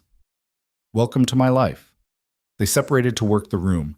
Ethan's suggestion said it would look more natural if they weren't attached at the hip all night. Lily found herself talking to people whose names she immediately forgot, smiling until her face felt frozen, accepting congratulations for an engagement that wasn't real. She was trapped in conversation with a woman who wouldn't stop talking about her daughter's upcoming wedding when Oliver appeared at her elbow. He wore a small tuxedo that made him look like a miniature adult, his curly hair actually combed flat for once. Hi, he said. Hey, you look very fancy. I hate this outfit. The tie is choking me. He tugged at his collar. Grandma Evelyn said I have to stay for dinner, but then I can go upstairs. Do you want to come see the game room? It has a pool table and everything. I don't think I can leave the party, buddy. Why not? It's boring. Very boring, but sometimes we have to do boring things. Oliver considered this with the seriousness of someone much older. Is that why you're marrying my dad? Because you have to do boring things with him? Lily's heart stuttered. What? No, why would you think that? Marcus's mom got married last year, and she said sometimes you marry people because it makes sense, not because you love them. He looked up at her with those dark eyes that were too wise for six. Is that why? Lily crouched down so they were eye level, not caring if it wrinkled the expensive dress. I'm marrying your dad because I want to, she said. It was the truth, even if the circumstances were a lie. Not because I have to, and definitely not because it makes sense. Do you love him? The question was so direct, so honest, that Lily felt something crack in her chest. She thought about the contract in her purse, about the money in her account, about all the reasons this was supposed to be temporary and fake and uncomplicated. Then she thought about the way Ethan looked at his son, the exhaustion he tried to hide, the phone call last night where he'd sounded so lonely it hurt. Yeah, she heard herself say. I think I do. Oliver's face split into a grin. Good. Dad needs someone who isn't sad all the time. He ran off before Lily could process that, disappearing into the crowd of adults. She stood there in her expensive dress, surrounded by people she didn't know, realizing she'd just admitted something she'd been trying not to think about for weeks. She was in love with Ethan Carlisle. Not fake in love. Not pretend for the contract. Actually, genuinely, stupidly in love with a man who was paying her to pretend. Well, said a voice behind her, that's certainly unexpected. Lily turned to find Evelyn standing there, champagne in hand, expression unreadable. How much did you hear? Lily asked. Enough. Evelyn studied her with those sharp blue eyes. Walk with me. It wasn't a request. Lily followed her out of the ballroom, through a hallway lined with family portraits, into a small library that smelled like old books and furniture polish. Evelyn closed the door and turned to face her. I'm going to ask you a question, she said, and I want an honest answer, not what you think I want to hear. Not what's in that contract I know my grandson had drawn up. The truth. Lily's mouth went dry. Okay. Are you in love with Ethan? The room was so quiet Lily could hear her own heartbeat. She thought about lying, about deflecting, about giving some safe non-answer that wouldn't wreck everything. Yes, she said instead. I am. Evelyn nodded slowly. Does he know? No. Are you planning to tell him? No. Why not? Lily laughed, sharp and bitter. Because he hired me to pretend to be his fiancée so his grandmother and his board would think he had his life together. Because there's a contract with an end date and a final payment. Because this was never supposed to be real, and me catching feelings doesn't change the arrangement. So you're just going to walk away when the 6 weeks are up? Take your money and disappear? That's what he's paying me to do. Evelyn set down her champagne glass with deliberate precision. My grandson is an idiot. Excuse me? Brilliant businessman, loving father, absolute idiot when it comes to his own happiness. She moved to the window, looking out at the party visible through the glass. After Sarah died, he shut down, threw himself into work, into raising Oliver, into everything except dealing with his grief. I watched him become a shell of himself. So when he told me he was engaged, I was suspicious. And when I met you, I was certain it was a lie. Then why did you let it continue? Because, for the first time in 2 years, I saw him actually look at someone. Not through them, not past them, at them. Evelyn turned back to face her. Do you know what he told me after that first dinner? He said you argued with him about charity galas and told him his tie was ugly. Said it was the most honest conversation he'd had in months. I shouldn't have. You should have. Because it reminded him that there are people in the world who don't care about his money or his name, who see him as a person instead of a position. Evelyn's expression softened slightly. I've suspected the arrangement from the beginning, but I let it continue because I could see it was good for him, and because I thought, perhaps, it might become real. It can't be real. The contract, tear up the contract. Lily stared at her. What? You heard me. Tear up the contract. Stop thinking of yourself as hired help and start thinking of yourself as the woman my grandson clearly cares about, even if he's too stubborn or scared to admit it. You don't know that I've watched him for 3 weeks. I've seen how he looks at you when you're not paying attention, how he touches the small of your back without thinking, How he smiles more now than he has in 2 years. Evelyn picked up her champagne again. He's falling in love with you, dear. The question is whether you're brave enough to let him. Before Lily could respond, a knock at the door interrupted them. A staff member poked her head in. Mrs. Carlyle, they're ready to start dinner service. Tell them 5 minutes. Evelyn waited until the door closed, then looked at Lily. I'm not telling you to confess your feelings in the middle of the party, but I'm telling you to stop running from them. You have a chance at something real here. Don't throw it away because you're scared. She swept out of the room, leaving Lily alone with her thoughts and her racing heart.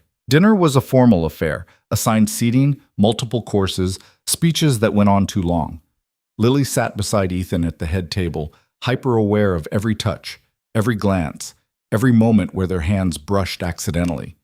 Evelyn's words kept echoing in her head. He's falling in love with you. Was he? Or was Evelyn just seeing what she wanted to see, trying to manufacture a happy ending where none existed? Lily watched Ethan give a toast, thanking everyone for coming, thanking his grandmother for organizing everything, thanking Lily for putting up with him. He got laughs in all the right places, played the role perfectly, gave no indication that any of this was anything but genuine. But when he sat back down and his hand found hers under the table, Lily felt his fingers trembling. You okay? She whispered. Ask me again when this is over. After dinner came dancing. The string quartet transitioned to something more upbeat, and couples moved onto the floor. Ethan stood, offered his hand. May I? Lily let him lead her out. His hand settled at her waist, hers on his shoulder, and they fell into an easy rhythm. He was a good dancer, probably had lessons as a kid, along with all the other things rich children learned. You're quiet, he said after a moment. Just thinking. About? Everything. Nothing. The fact that she was dancing with a man she'd fallen in love with at a party, celebrating a fake engagement. The contract sitting in her purse. The money in her account. The 6-year-old who'd asked if she loved his dad. About how surreal this all is, she said finally. Tell me about it. 3 weeks ago I was panicking in a restaurant. Now I'm dancing with my fake fiancé at a party my grandmother threw while 200 people congratulate me on a relationship that doesn't exist. Something in his tone made Lily look up. He was staring at some point over her shoulder, jaw tight, expression carefully neutral. Ethan. Victoria's watching, he said quietly. Probably waiting for me to make good on that dance I said I'd consider. Do you want to dance with her? No, but if I don't, she'll make it a thing. She's good at that. The song ended. Another began, slower this time. Ethan didn't let go. One more? He asked. Sure. They swayed in silence for a while. Lily could feel people watching, probably commenting on how sweet they looked together, how in love, what a perfect couple. If only they knew. I need to tell you something, Ethan said suddenly. Lily's heart jumped. What? The contract, the engagement, all of this. He took a breath. It's gotten complicated. I know. No, I don't think you do. He pulled back slightly so he could look at her. When I hired you, it was supposed to be simple. 6 weeks of pretending, everyone gets what they want, we go our separate ways, but it's not simple anymore. Ethan, let me finish, please. His eyes were dark, intense. You've been amazing, better than I had any right to expect. You're kind to Oliver, you held your own with my grandmother, you stood up to Victoria when you didn't have to, and somewhere in all of that I stopped thinking of you as someone I hired and started thinking of you as someone I... Ethan! Victoria appeared beside them, smile bright and predatory. You promised me a dance. I'm here to collect. Ethan's jaw tightened. Victoria, I'm in the middle of... I'm sure your fiancé won't mind sharing you for one song. She looked at Lily, challenge clear in her eyes. You don't mind, do you? Lily wanted to mind. Wanted to tell Victoria to back off, that Ethan was hers even if it was fake, that whatever he'd been about to say was more important than a dance with his ex. But they were surrounded by people, and making a scene would draw exactly the kind of attention they didn't need. Of course not, Lily said, stepping back. I should check on Oliver anyway. She walked away before either of them could stop her, heart pounding, Ethan's half-finished confession echoing in her head. Someone he what? She She found Oliver in the game room upstairs, playing pool badly with one of the staff members' teenage sons. He looked up when she came in. "Did you escape too?" "Something like that." She sat on one of the leather couches and watched them play, trying not to think about Ethan dancing with Victoria downstairs, trying not to imagine what he'd been about to say. 20 minutes later, Ethan appeared in the doorway. "There you are," he said. "I've been looking for you." "Well, you found me." He sent the teenagers away with some cash and a suggestion they get food from the kitchen. Then he sat beside Lily, close enough that their shoulders touched. "I'm sorry about Victoria," he said. "She cornered me and wouldn't let go. Spent the entire dance asking invasive questions about our relationship and trying to poke holes in our story." "Did she succeed?" "Almost. She asked when I proposed, and I blanked for a second because I couldn't remember what we'd told people." He ran a hand through his hair. "This is getting too complicated. Too many lies to keep track of." "Then maybe we should simplify it."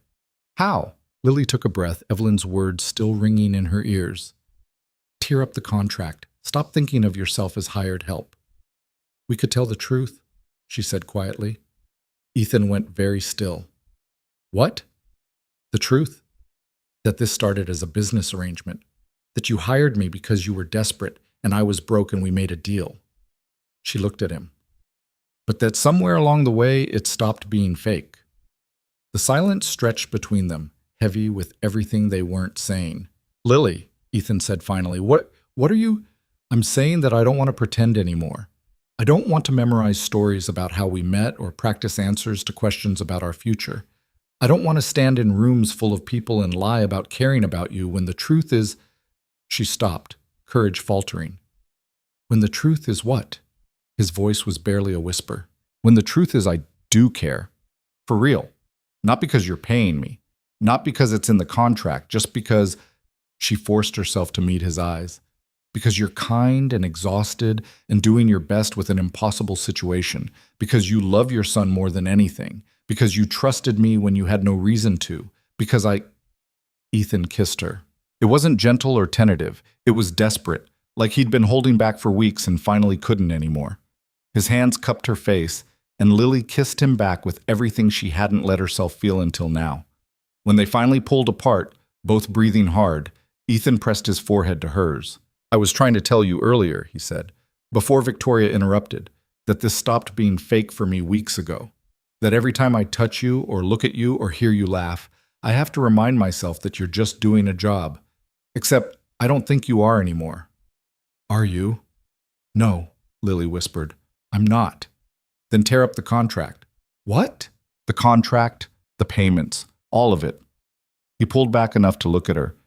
"I don't want to pay you to be with me. I want you to be with me because you want to be. For real this time. Ethan, the money, keep what I already gave you. I don't care about the money. I care about you." His thumb traced her cheekbone. "Tell me you want this. Tell me I'm not imagining that you feel it too." Lily thought about the contract in her purse, about the final payment she'd been counting on, about Monica's warnings and Evelyn's knowing looks and everything that could go wrong. Then she thought about Oliver asking if she loved his dad, about Ethan's hand trembling in hers during dinner, about 3 weeks of pretending that had somehow become the most real thing in her life. "I want this," she said. "I want you. For real."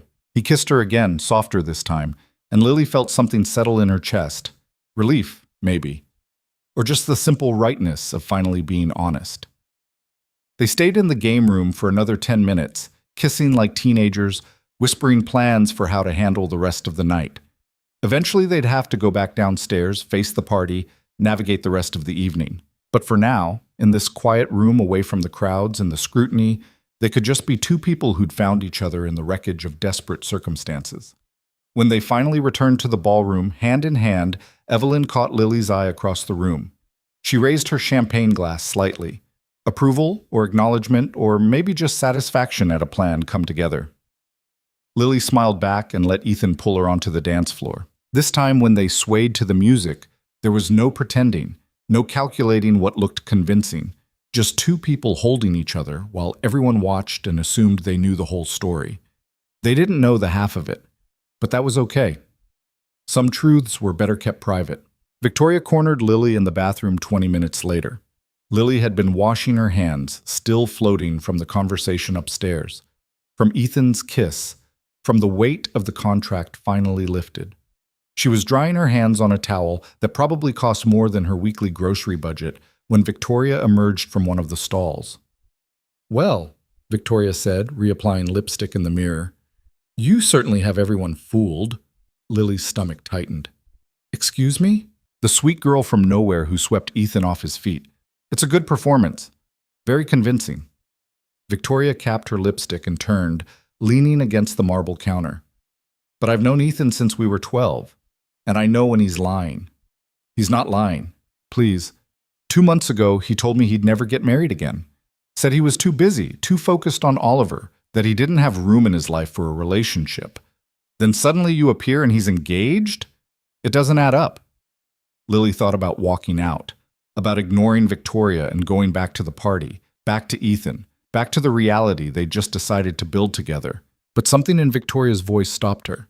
Not just jealousy or bitterness, genuine concern mixed with the hostility. "What do you want?" Lily asked. "I want to know what your angle is. Because women don't just fall into Ethan Carlisle's life by accident. Not women like you. Women like me. Poor, unknown, conveniently available when he needed someone." Victoria's eyes narrowed. "How much is he paying you?" Lily's breath caught. "What?" "Don't play dumb. I've seen this before. Desperate men making desperate choices. Ethan needed to look stable for the merger, needed his grandmother off his back, so he found someone willing to play the part.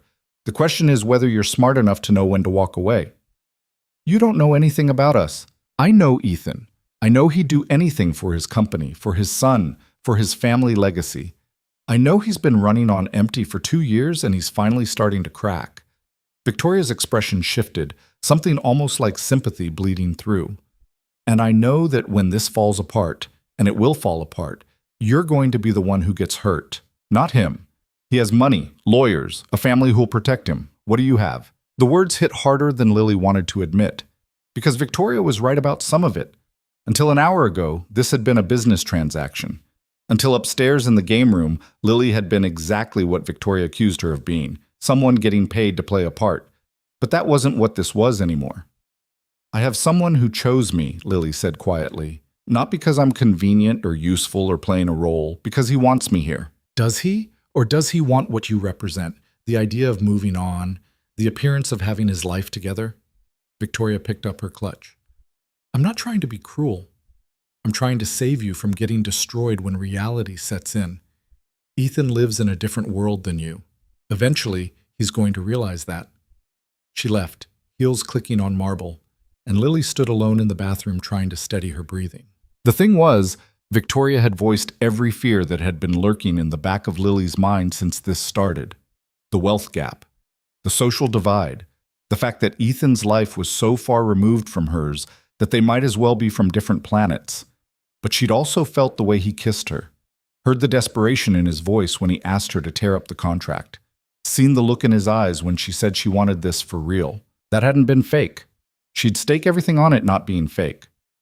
Lily fixed her makeup, squared her shoulders, and went back to the party. Ethan was talking to Harrison Reed and 2 other board members near the windows. He caught her eye across the room, and his whole face softened, a private smile meant just for her. Victoria was wrong. She had to be. The party finally wound down around midnight. Guests started trickling out, calling for cars, making their goodbyes. Lily's feet were screaming in her heels and her face hurt from smiling, but she stayed by Ethan's side, playing the role one last time. Except it wasn't a role anymore, was it? Evelyn was one of the last to leave, though technically she lived here, so leaving meant retreating to her private wing rather than actually departing. "Well done, both of you," she said, kissing Ethan's cheek. Then she pulled Lily aside, voice low. "I assume you took my advice?" "We talked. Decided to make it real." "Good. Don't let him sabotage it. He's very good at that." Evelyn's eyes were knowing.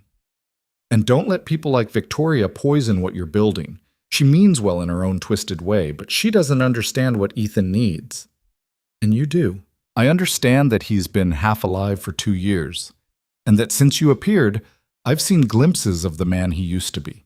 She patted Lily's arm. "Hold on to that, even when it gets hard. She swept away, leaving Lily to wonder what exactly she meant by when it gets hard. Ethan found her a few minutes later. Ready to go? Oliver fell asleep an hour ago. I had one of the staff put him in the guest room upstairs. Should we wake him? Probably not. He's impossible when he's overtired.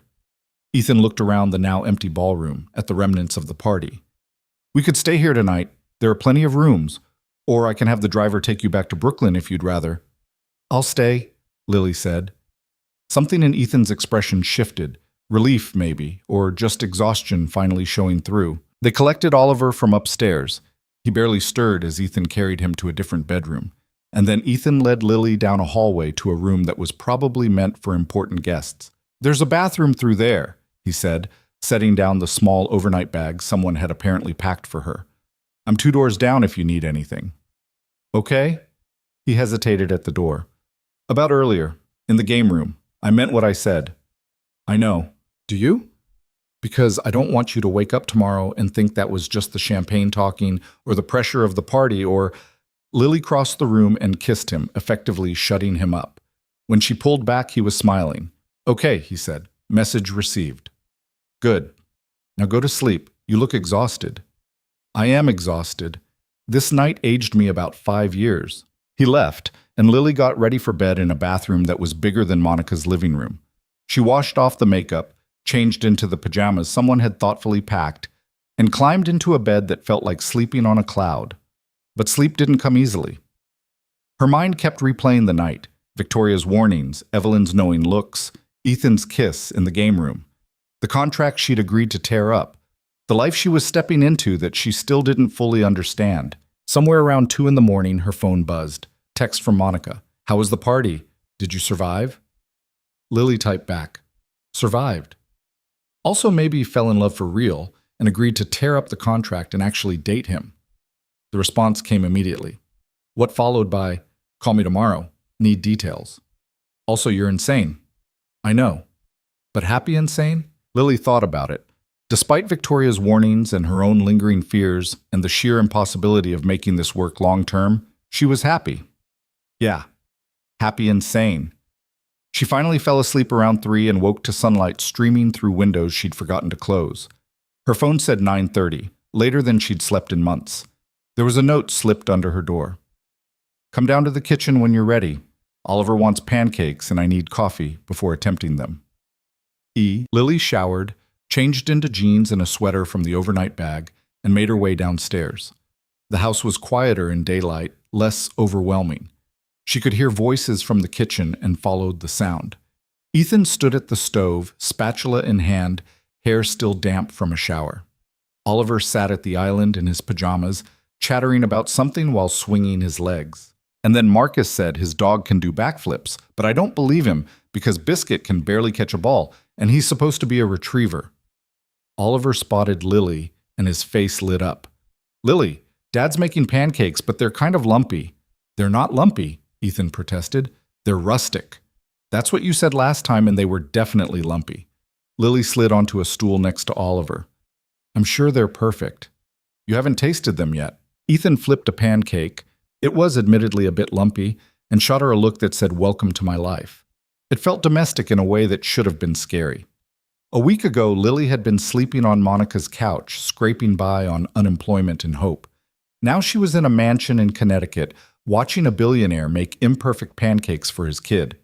The whiplash was intense, but it also felt right in a way she couldn't quite explain. They ate breakfast together.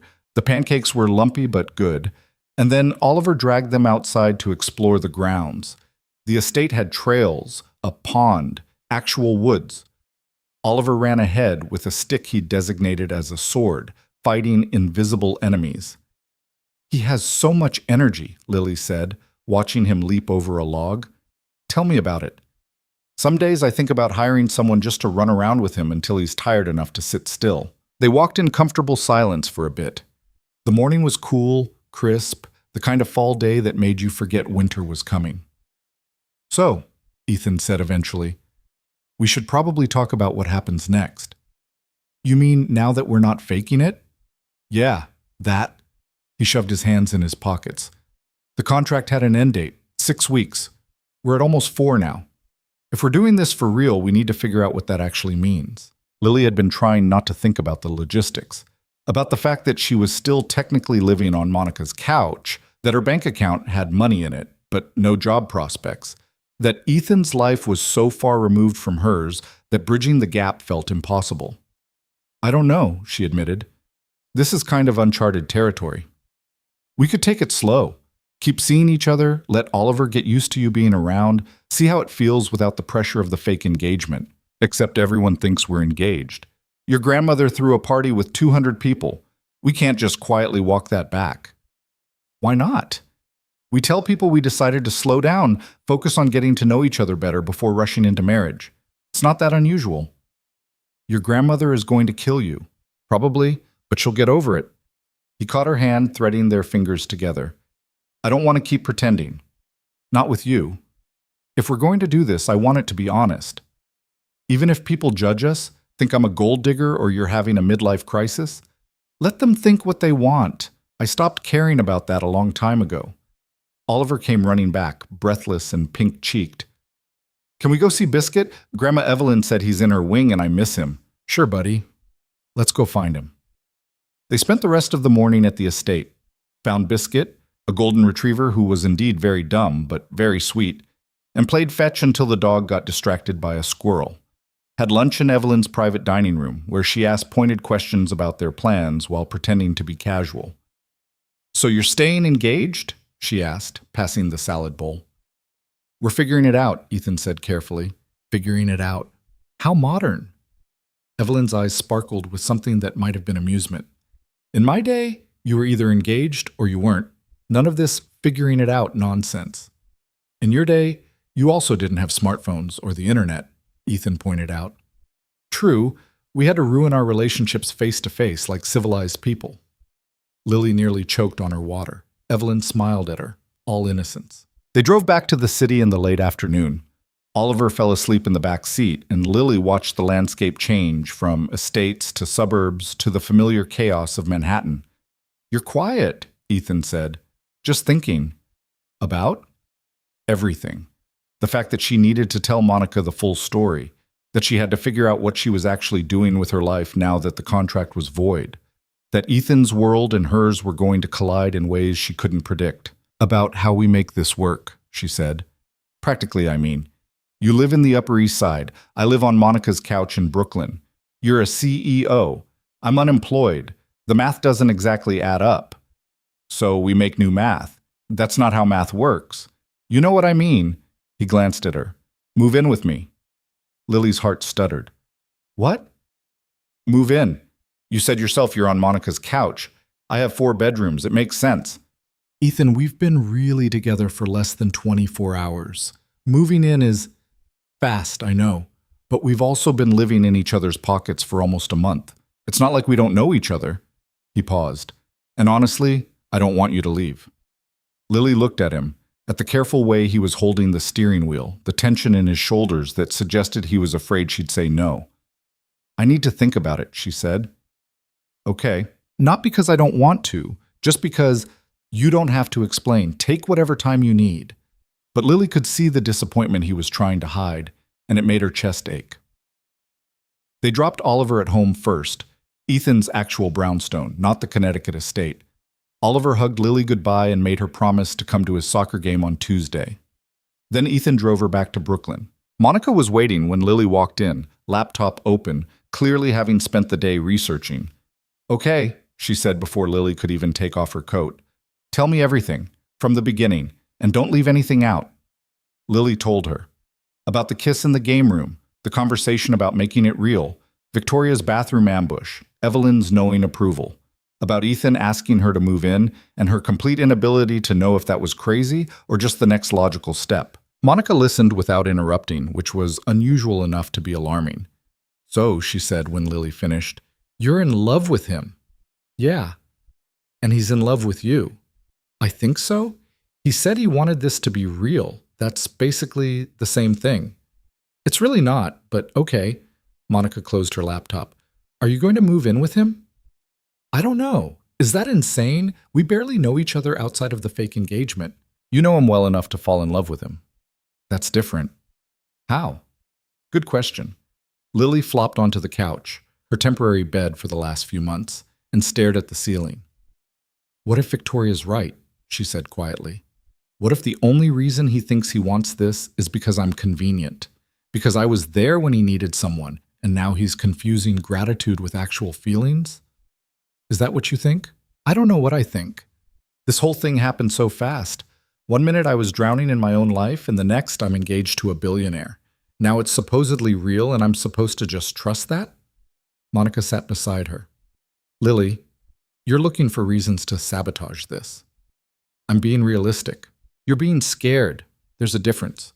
Monica took her hand. Look, I don't know Ethan. I've never met him, but I know you. And I've watched you be miserable for months, broke, unemployed, convinced you'd somehow failed at life. Then this guy shows up and suddenly you're smiling again. You're lighter. You're you again. That's just the money, the security, is it? Because from where I'm sitting, it looks like you've been happy since before the money hit your account. Since that first night when you came home and told me about meeting his grandmother. Lily wanted to argue, but Monica was right. The money had helped. Of course it had. But the happiness had started before that. Started with Ethan trusting her, with Oliver showing her his Lego city, with feeling like she mattered to someone again. So what do I do? She asked. You decide if you trust him, and if you do, you take the leap. Move in, see what happens, stop waiting for disaster. Monica squeezed her hand. Or you run. Keep the money, walk away, go back to your life. Both options are valid, but you have to pick one. Lily spent the rest of Sunday thinking about it. Called Ethan that night and talked for 2 hours about nothing important. Oliver's homework, a client Ethan was meeting with, whether pineapple belonged on pizza. It felt normal, easy, like they'd been doing this for years instead of weeks. Monday morning, Lily made her decision. She texted Ethan, "Okay, I'll move in, but we're doing this right. I'm paying rent or contributing somehow. I'm not a charity case." His response came immediately. "How about you help with Oliver? Pick him up from school sometimes, help with homework, be there when I'm stuck in meetings. That's worth more to me than rent." Deal. When can you move? Lily looked around Monica's apartment, at the couch she'd been sleeping on, at her stuff crammed into 2 suitcases and some boxes in the corner. Today, I'll send the car. Monica helped her pack, which didn't take long since Lily didn't own much. They'd been roommates before, years ago, and Monica had rescued her again when everything fell apart. Saying goodbye felt bigger than it should have. You sure about this? Monica asked, taping up a box. No, but I'm doing it anyway. That's my girl. Monica pulled her into a hug. Call me if it goes sideways. You always have a place here. I know. Thank you for everything. Just invite me over sometime. I want to see this brownstone and judge all his furniture choices. The car arrived at noon. Lily loaded her pathetically small collection of belongings and climbed in, feeling like she was leaving one life and stepping into another. Ethan met her at the door. He'd clearly left work early, still in a suit, tie loosened, looking tired but happy. Hey, he said. Hey, this is crazy, right? You moving in? Completely insane. Want to back out? Lily looked past him into the house. Warm lighting, comfortable furniture, signs of life everywhere. She could hear music playing from somewhere upstairs, probably Oliver's room. No, she said, I don't. Ethan helped her carry boxes upstairs to the guest room. Her room, he'd said, until she was ready to share his. The space was bigger than any apartment Lily had ever lived in, with an attached bathroom and a closet that could fit her entire wardrobe 3 times over. It's too much, she said. It's just a room. It's bigger than my last apartment. Then you had a very small apartment. He set down the last box. I have to pick up Oliver from school in 20 minutes. Want to come? Yeah, okay. They walked to the private school a few blocks away, because of course Oliver went to private school, and waited outside with other parents and nannies. Lily felt distinctly out of place in her jeans and sweater, while everyone else looked like they'd stepped out of a catalog. But then Oliver came barreling out, backpack bouncing, and his whole face lit up when he saw her. Lily, Dad didn't say you were coming. Surprise? Are you staying for dinner? Dad's making spaghetti, and he's terrible at it, but it's still good. I'm actually staying for more than dinner, Lily said, glancing at Ethan. Oliver's eyes went wide. You're moving in. Yeah, is that okay? He threw his arms around her waist, squeezing tight. That's awesome. Over his head, Lily met Ethan's eyes. He was smiling, soft and grateful, and for a moment everything felt right. They walked home together, Oliver chattering about his day, and Lily let herself believe that maybe this could work, that maybe she deserved this second chance at happiness. That night, after dinner, Oliver was right. The spaghetti was terrible but good, and homework and bedtime stories. Lily and Ethan sat in the living room with wine. So, Ethan said, first day of cohabitation, how does it feel? Surreal, good, terrifying. Yeah, that about sums it up. He took a sip of wine. There's something I need to tell you about the contract. Lily's stomach tightened. What about it? I didn't just tear it up. I mean, I did, but I also transferred the second payment, the final $25,000. It hit your account this morning. Ethan, you earned it. You did everything we agreed to, and more. The money is yours regardless of what happens between us now. But if we're doing this for real, then the money has nothing to do with that. It was a business agreement. You fulfilled your end. I'm fulfilling mine. He met her eyes. I don't want you to ever think you're with me because of money or obligation. The account is yours. If this doesn't work out, if you decide to leave, you walk away with what we agreed on. Lily didn't know what to say. The money meant security, meant breathing room, meant she could figure out her life without panic. But it also felt wrong somehow, taking payment for something that had become real. Thank you, she said finally. Don't thank me. You earned every penny dealing with my grandmother and Victoria and that whole circus. They sat in silence for a while, the kind of comfortable quiet that came from being with someone who didn't need constant conversation. Can I ask you something? Lily said eventually. Sure. What did you mean earlier when you started to say something at the party? Before Victoria interrupted? Ethan set down his wine glass. I was going to tell you that I'd stopped thinking of you as someone I hired, that you'd become someone He stopped, searching for words. Someone I needed. Not for the merger or my grandmother or appearances, just for me. And now I'm trying not to screw this up by moving too fast or saying too much. He looked at her. I'm not good at this, Lily. I was with Sarah for 8 years, and before that, I barely dated. I don't know how to do the casual thing, the taking it slow thing. I just know that I want you here, and I'm terrified you're going to wake up one day and realize you can do better. Lily moved closer, taking his hand. I'm not going anywhere. You can't promise that. No, but I can promise I'm here now. That I want to be here. That's enough to start with, isn't it? Ethan pulled her close, and they sat like that for a long time, holding each other in the quiet house while Oliver slept upstairs and the city hummed outside. It wasn't perfect. Lily still had fears, still heard Victoria's warnings echoing in her head, still sometimes woke up and couldn't believe this was her life now. But it was real, messy and complicated and real. And for the first time in a long time, that felt like enough. The first real fight happened 3 weeks after Lily moved in. She'd spent the afternoon with Oliver, helping him build a new section of his Lego city while Ethan worked late at the office. Around 7, she'd started making dinner, nothing fancy, just pasta and sauce, when Ethan came home looking like he'd been through a war. Rough day? She asked. Harrison's pushing back on the new development project. Says the timeline's too aggressive, the environmental impact studies aren't thorough enough. He loosened his tie, poured himself a scotch. I've been working on this for 6 months. Everything's solid. He's just looking for reasons to undermine me. Can you push it through anyway? Not without grandmother's vote. And she's been non-committal. He drained half the glass. Sometimes I think they're all just waiting for me to fail so they can say I was never ready to run the company. Lily wanted to comfort him, but Oliver chose that moment to come downstairs asking about dinner. 20 minutes, buddy, Lily said. Can we eat in the living room? There's a show I want to watch. Not tonight. We're eating at the table. Oliver's face fell.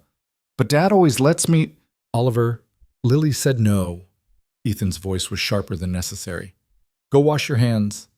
Oliver left, shoulders slumped, and Lily turned to Ethan. You didn't have to snap at him. I didn't snap. Yes, you did. He just asked a question. And you answered it. I was backing you up. Ethan set down his glass too hard. What's the problem? The The problem is you're taking your bad day out on your kid. I'm not. He stopped, jaw tight.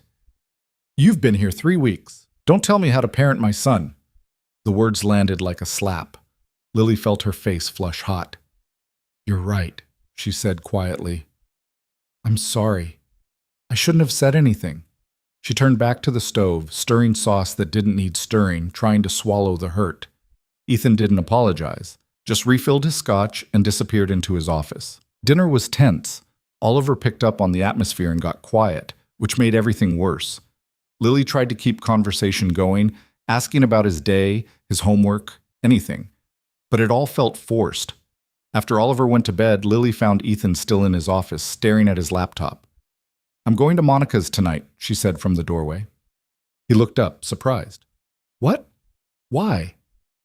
Because we need space. Because you're angry and I'm hurt and I don't want to make it worse. Lily, I didn't mean, I know, but you said it anyway. She grabbed her jacket from the hook. I'll be back tomorrow. We can talk then. Don't leave, please. I was an asshole. I'm sorry. I know you're sorry. I also know you meant what you said about me being here 3 weeks and not knowing how to parent Oliver. She met his eyes. And you're right. I don't. But that doesn't mean I don't care about him or that I'm wrong when I see you taking your stress out on him. I wasn't. Yes, you were. And you know it.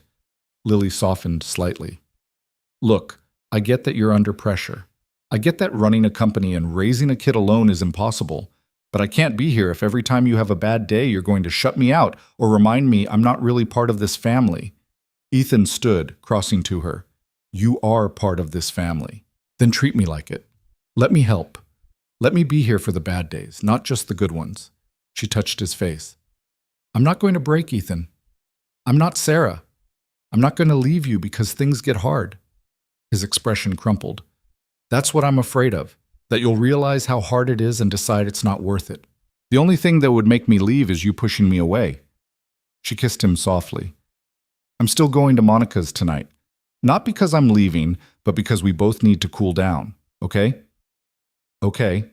She stayed at Monica's apartment, sleeping on the familiar couch, trying not to second-guess everything. Monica listened to the whole story over wine and takeout. So he's scared you're going to leave, so he's pushing you away to protect himself, Monica summarized. Classic self-sabotage. I know, but knowing why he's doing it doesn't make it hurt less. No, it doesn't, but it does mean it's fixable. Monica refilled their glasses. You just have to decide if you want to fix it. Lily went back the next morning. Ethan was making pancakes, less lumpy this time, while Oliver did homework at the kitchen island. You came back, Ethan said quietly. I told you I would. I know, I still wasn't sure. He flipped a pancake. I talked to my therapist this morning, emergency session. She said I'm projecting my fear of loss onto you and creating the exact situation I'm afraid of. That sounds expensive and accurate. Very expensive, moderately helpful. He plated the pancakes and handed one to Oliver, who'd been watching them cautiously. Buddy, I'm sorry about last night. I was stressed about work and I took it out on you. That wasn't fair. Oliver shrugged, the way kids do when they're hurt but don't want to admit it. It's okay. It's not okay. I shouldn't have done it. Ethan ruffled his hair. Forgive me? Yeah, can I eat in the living room tonight? We'll see. Oliver grinned and went back to his homework, crisis apparently forgotten with the resilience only kids have. Ethan turned to Lily. And I'm sorry to you for what I said, for shutting you out, for being terrified that you're going to wake up and realize you made a mistake. I'm not going to eat. You might, and that's okay. What's not okay is me pushing you away because I'm scared. He took her hands. I want this to work. I want you here, but I'm going to mess up sometimes. I'm going to get stressed and say things I don't mean and forget that I'm not doing this alone anymore. I know. I'm going to mess up too. I'm going to overstep with Oliver or not understand the pressure you're under or want to fix things I can't fix. She squeezed his hands, but we have to promise to talk about it, not shut down or run away. Actually talk. Deal. They kissed, and Oliver made a disgusted noise from across the room. Gross. I'm trying to eat. The second crisis came from an unexpected direction. Lily had been living with Ethan for almost 2 months when she ran into one of her old colleagues from the design firm. They were at a coffee shop near Oliver's school, and Rebecca, formerly a junior designer, now apparently running her own projects, spotted her. Lily Harper, oh my God, I heard you were engaged to Ethan Carlisle. Is that true? Yeah, it's true. That's insane. How did that even happen? Rebecca's expression was friendly but curious in a way that felt invasive. I mean, no offense, but you two seem like you're from totally different worlds. We are, but it works. I'm sure. Must be nice not having to worry about money anymore. I'm still hustling for every client. She laughed, but it sounded bitter. Some of us get rescued by billionaires. Some of us have to actually work. The words stung more than they should have, because there was truth in them, wasn't there? Lily had been struggling, and Ethan had offered a way out. The fact that it had become real didn't change how it started. It's not like that, Lily said. Sure, I'm happy for you, really. Rebecca grabbed her coffee. Good luck with everything. She left, and Lily sat there feeling like she'd been slapped. That night, she couldn't shake it. The implication that she'd taken the easy way out, that she was living off Ethan's money instead of building her own life. You're quiet, Ethan said at dinner. Just thinking. About? Lily set down her fork. I want to get a job. Ethan blinked. Okay, you don't need my permission for that. I know. But I wanted to tell you because I've been basically unemployed since we met, and I don't want you to think I'm with you for the money or the security or… Lily, I've never thought that. Other people do. I ran into Rebecca today, and she basically implied I got rescued by a rich man, and now I'm just coasting. Rebecca sounds like an asshole. She's not wrong, though. I haven't worked in months. I'm living in your house, helping with your kid, but I don't have anything that's mine. Ethan was quiet for a moment. What do you want to do? I don't know. Design work, maybe. But actually working for it this time, not just taking your money. You're not taking my money. You're living here. That's different. Is it? Because from the outside, it looks like I'm a kept woman playing house. And from the inside, Lily thought about it. From the inside, she was helping raise Oliver, managing the household, being a partner to someone who needed one. But Rebecca's words had gotten under her skin. From the inside, I want to contribute, not just emotionally, but practically. She met his eyes. I need to feel like I'm building something, not just living in something you built. Okay, then let's figure it out. What would make you happy? Over the next week, Lily started reaching out to old contacts, updating her portfolio, looking for freelance work.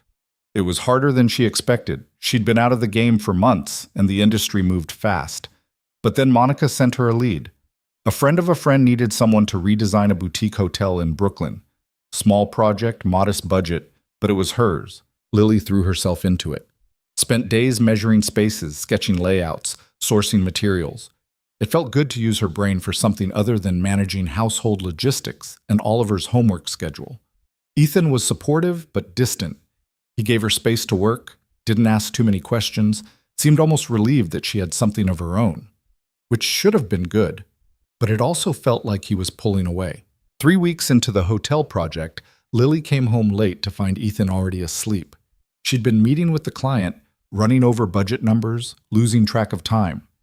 This was the third night this week she'd missed dinner.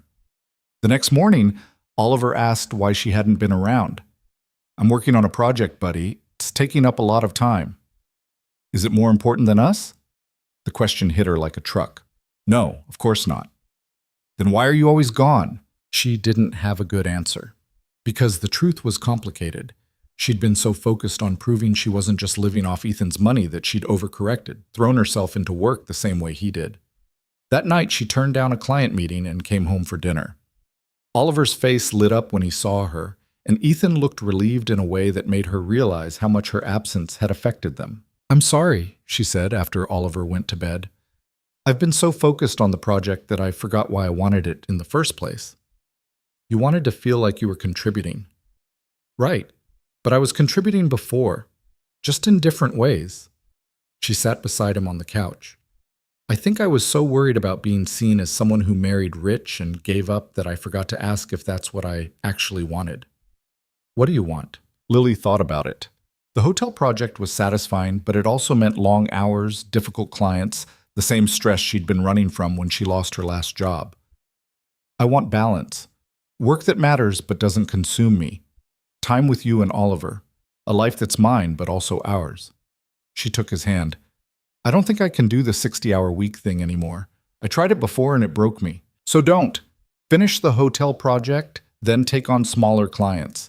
Set your own hours. Work from home when you can. Ethan pulled her close. You don't have to prove anything to anyone. Not to Rebecca, not to the people who think you're a gold digger, not even to yourself. It feels like I do. I know, but you don't. He kissed her forehead. You're here because we love you. Me and Oliver. That's enough.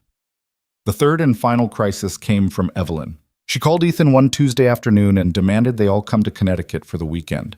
Not requested, demanded in the way only Evelyn could. They drove up on Saturday morning.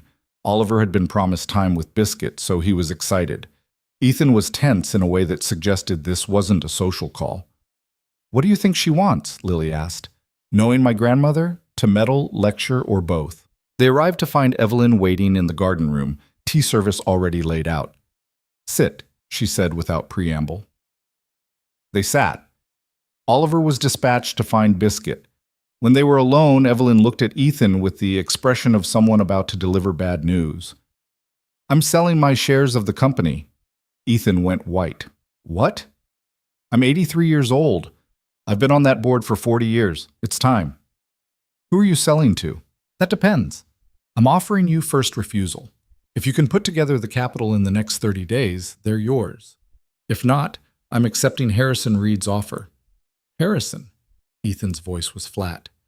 You're selling to Harrison. Only if you can't match his price, which is substantial.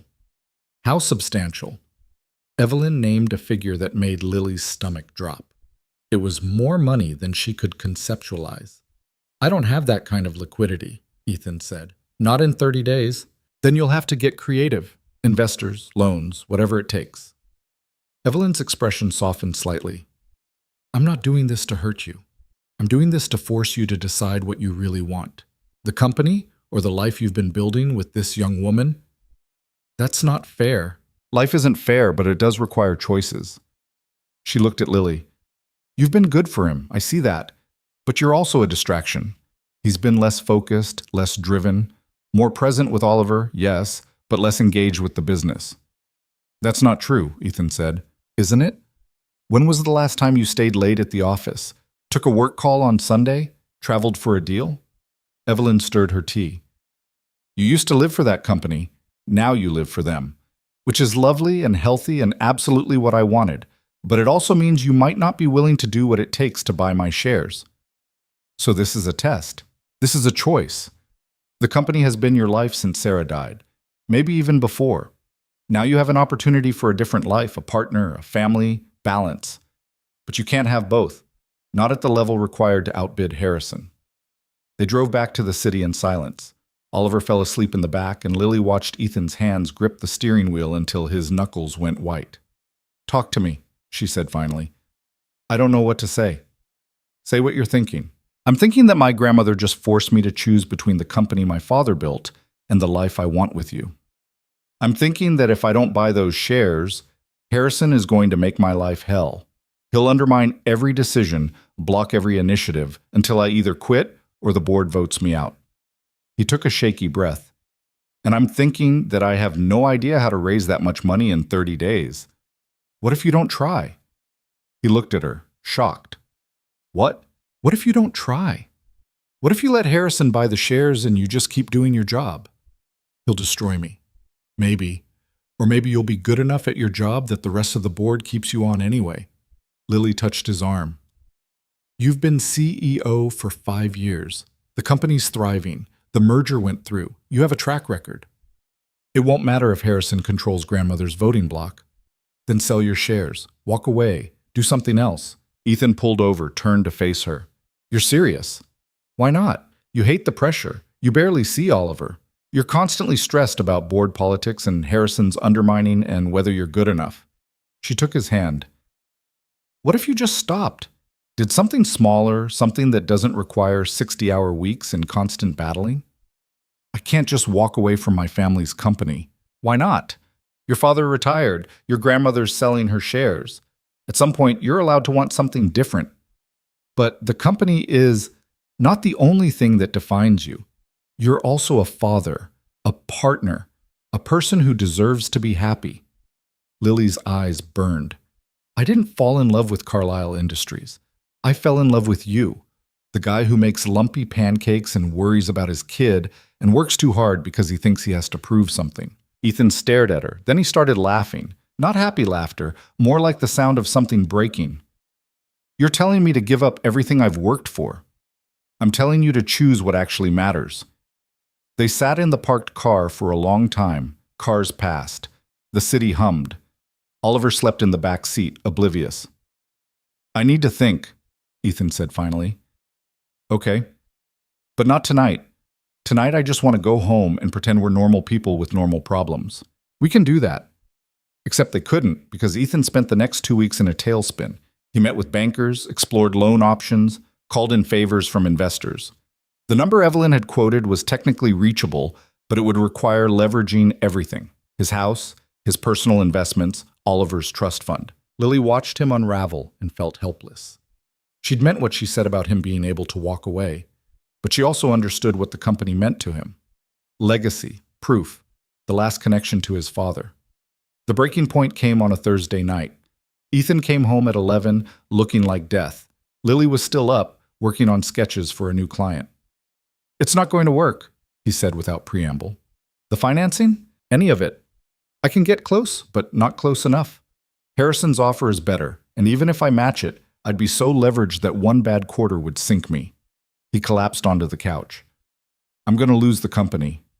Lily set down her pencil. Okay? Okay? That's all you have to say? What do you want me to say? That it's the end of the world? That you failed? She sat beside him. You didn't fail. You're being forced into an impossible choice by someone who thinks the only thing that matters is business. She's not wrong. This is the family legacy. The family legacy is also a 6-year-old kid who needs his father present. A company is just money and contracts. Oliver is real. Ethan looked at her, something broken in his expression. What if I resent you for this? For making me choose? I'm not making you choose. Your grandmother did that. I'm just telling you that whatever you decide, I'm here. Even if I become the guy who walked away from his family business? Especially then, because that guy would finally be choosing himself instead of living up to someone else's expectations. He pulled her close, buried his face in her hair. She felt him shaking, exhaustion, or grief, or relief. She couldn't tell. I don't know how to be anything other than CEO of Carlisle Industries, he whispered. Then it's time to find out. The next morning, Ethan called Evelyn and declined to match Harrison's offer. The phone call was short, brutal.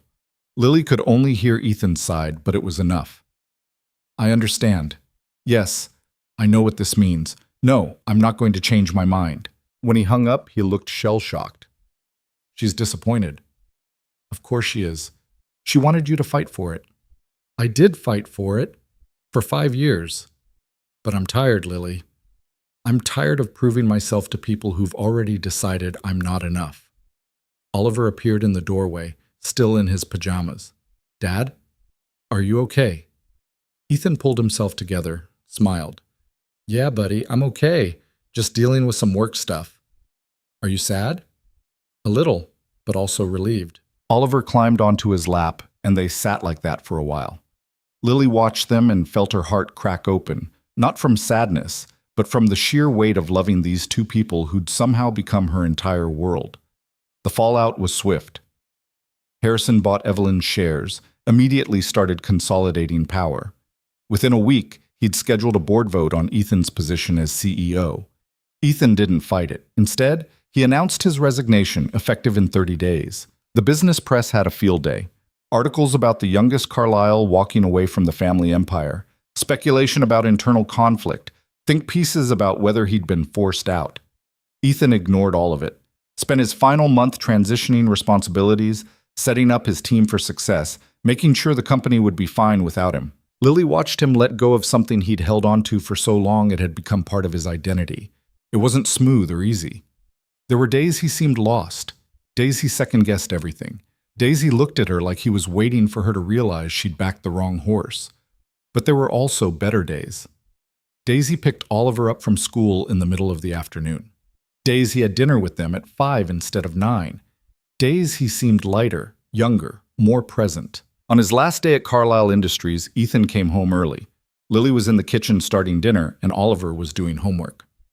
"How does it feel?" she asked. "Strange, like I just walked away from everything I thought I was supposed to be." "And what are you now?" He thought about it. "Unemployed, a bit lost, but also maybe free for the first time in a decade." "So what do you want to do with that freedom?" "I have no idea." Over the next few months, Ethan figured it out. He started consulting, helping other companies with sustainable development, working on projects that interested him without the weight of family legacy. The money was less, but it was enough. More importantly, it let him set his own hours, choose his own clients, actually have a life outside work. He was home for dinner most nights, made it to Oliver's soccer games, took Lily on actual dates instead of squeezing in conversation between meetings. The transformation was subtle but profound. He smiled more, laughed easier, stopped looking like he was waiting for disaster. 6 months after leaving the company, Ethan proposed for real. Not at a fancy restaurant or some elaborate setup, just at home on a Tuesday night after they'd put Oliver to bed. They were sitting on the couch with wine, and he pulled out a ring. "I know we've been engaged before," he said. "Fake engaged, but I want to do this right. Actually ask you. Actually mean it." Lily looked at the ring, simple, elegant, nothing like the flashy diamond he'd bought for their fake engagement.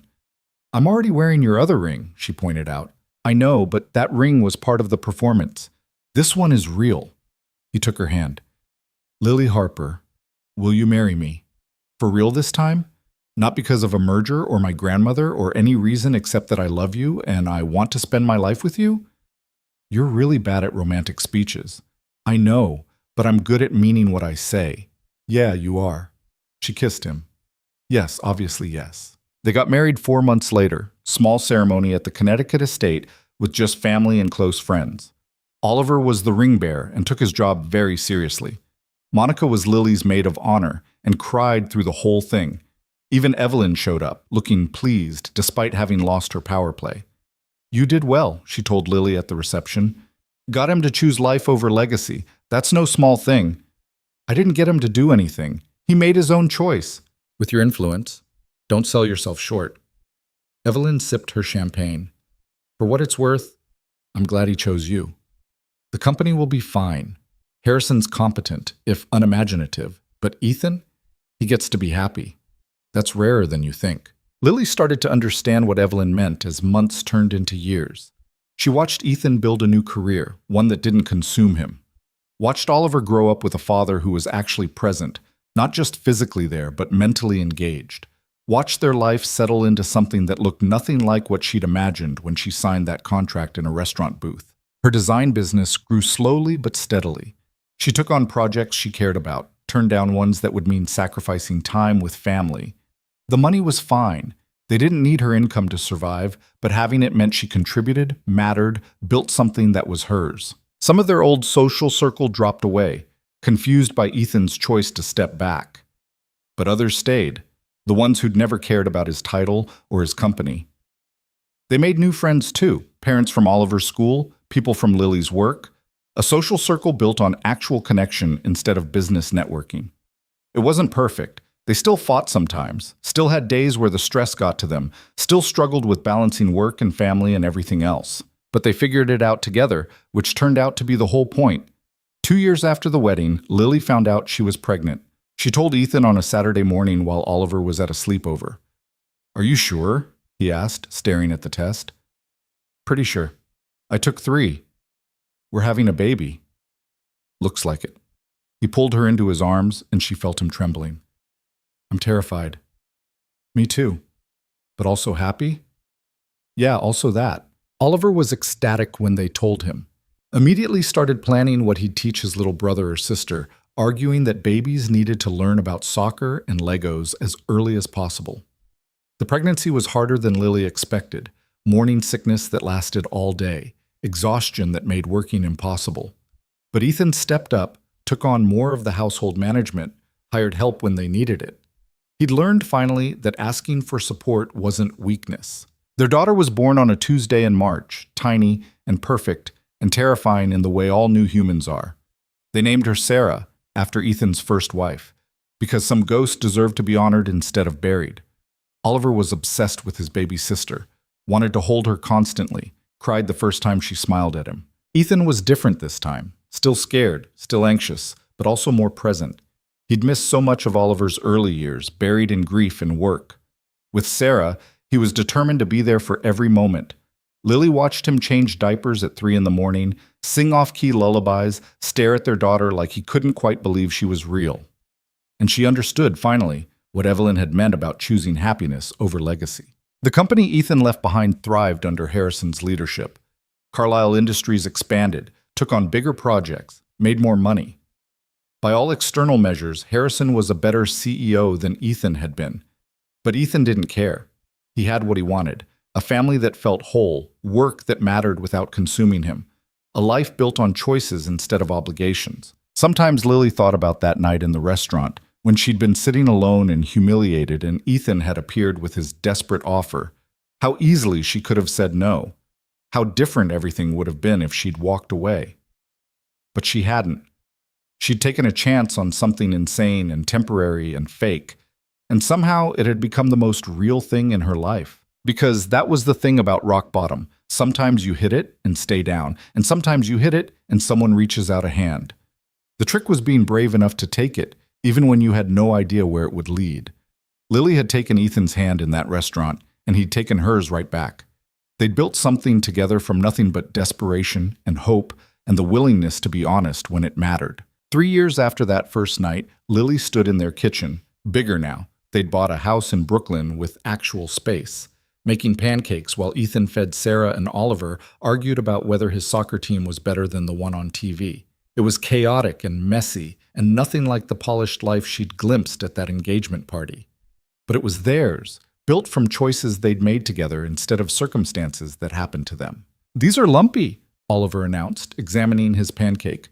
"They're rustic," Lily corrected. "That's what Dad always says." "That's because it's true."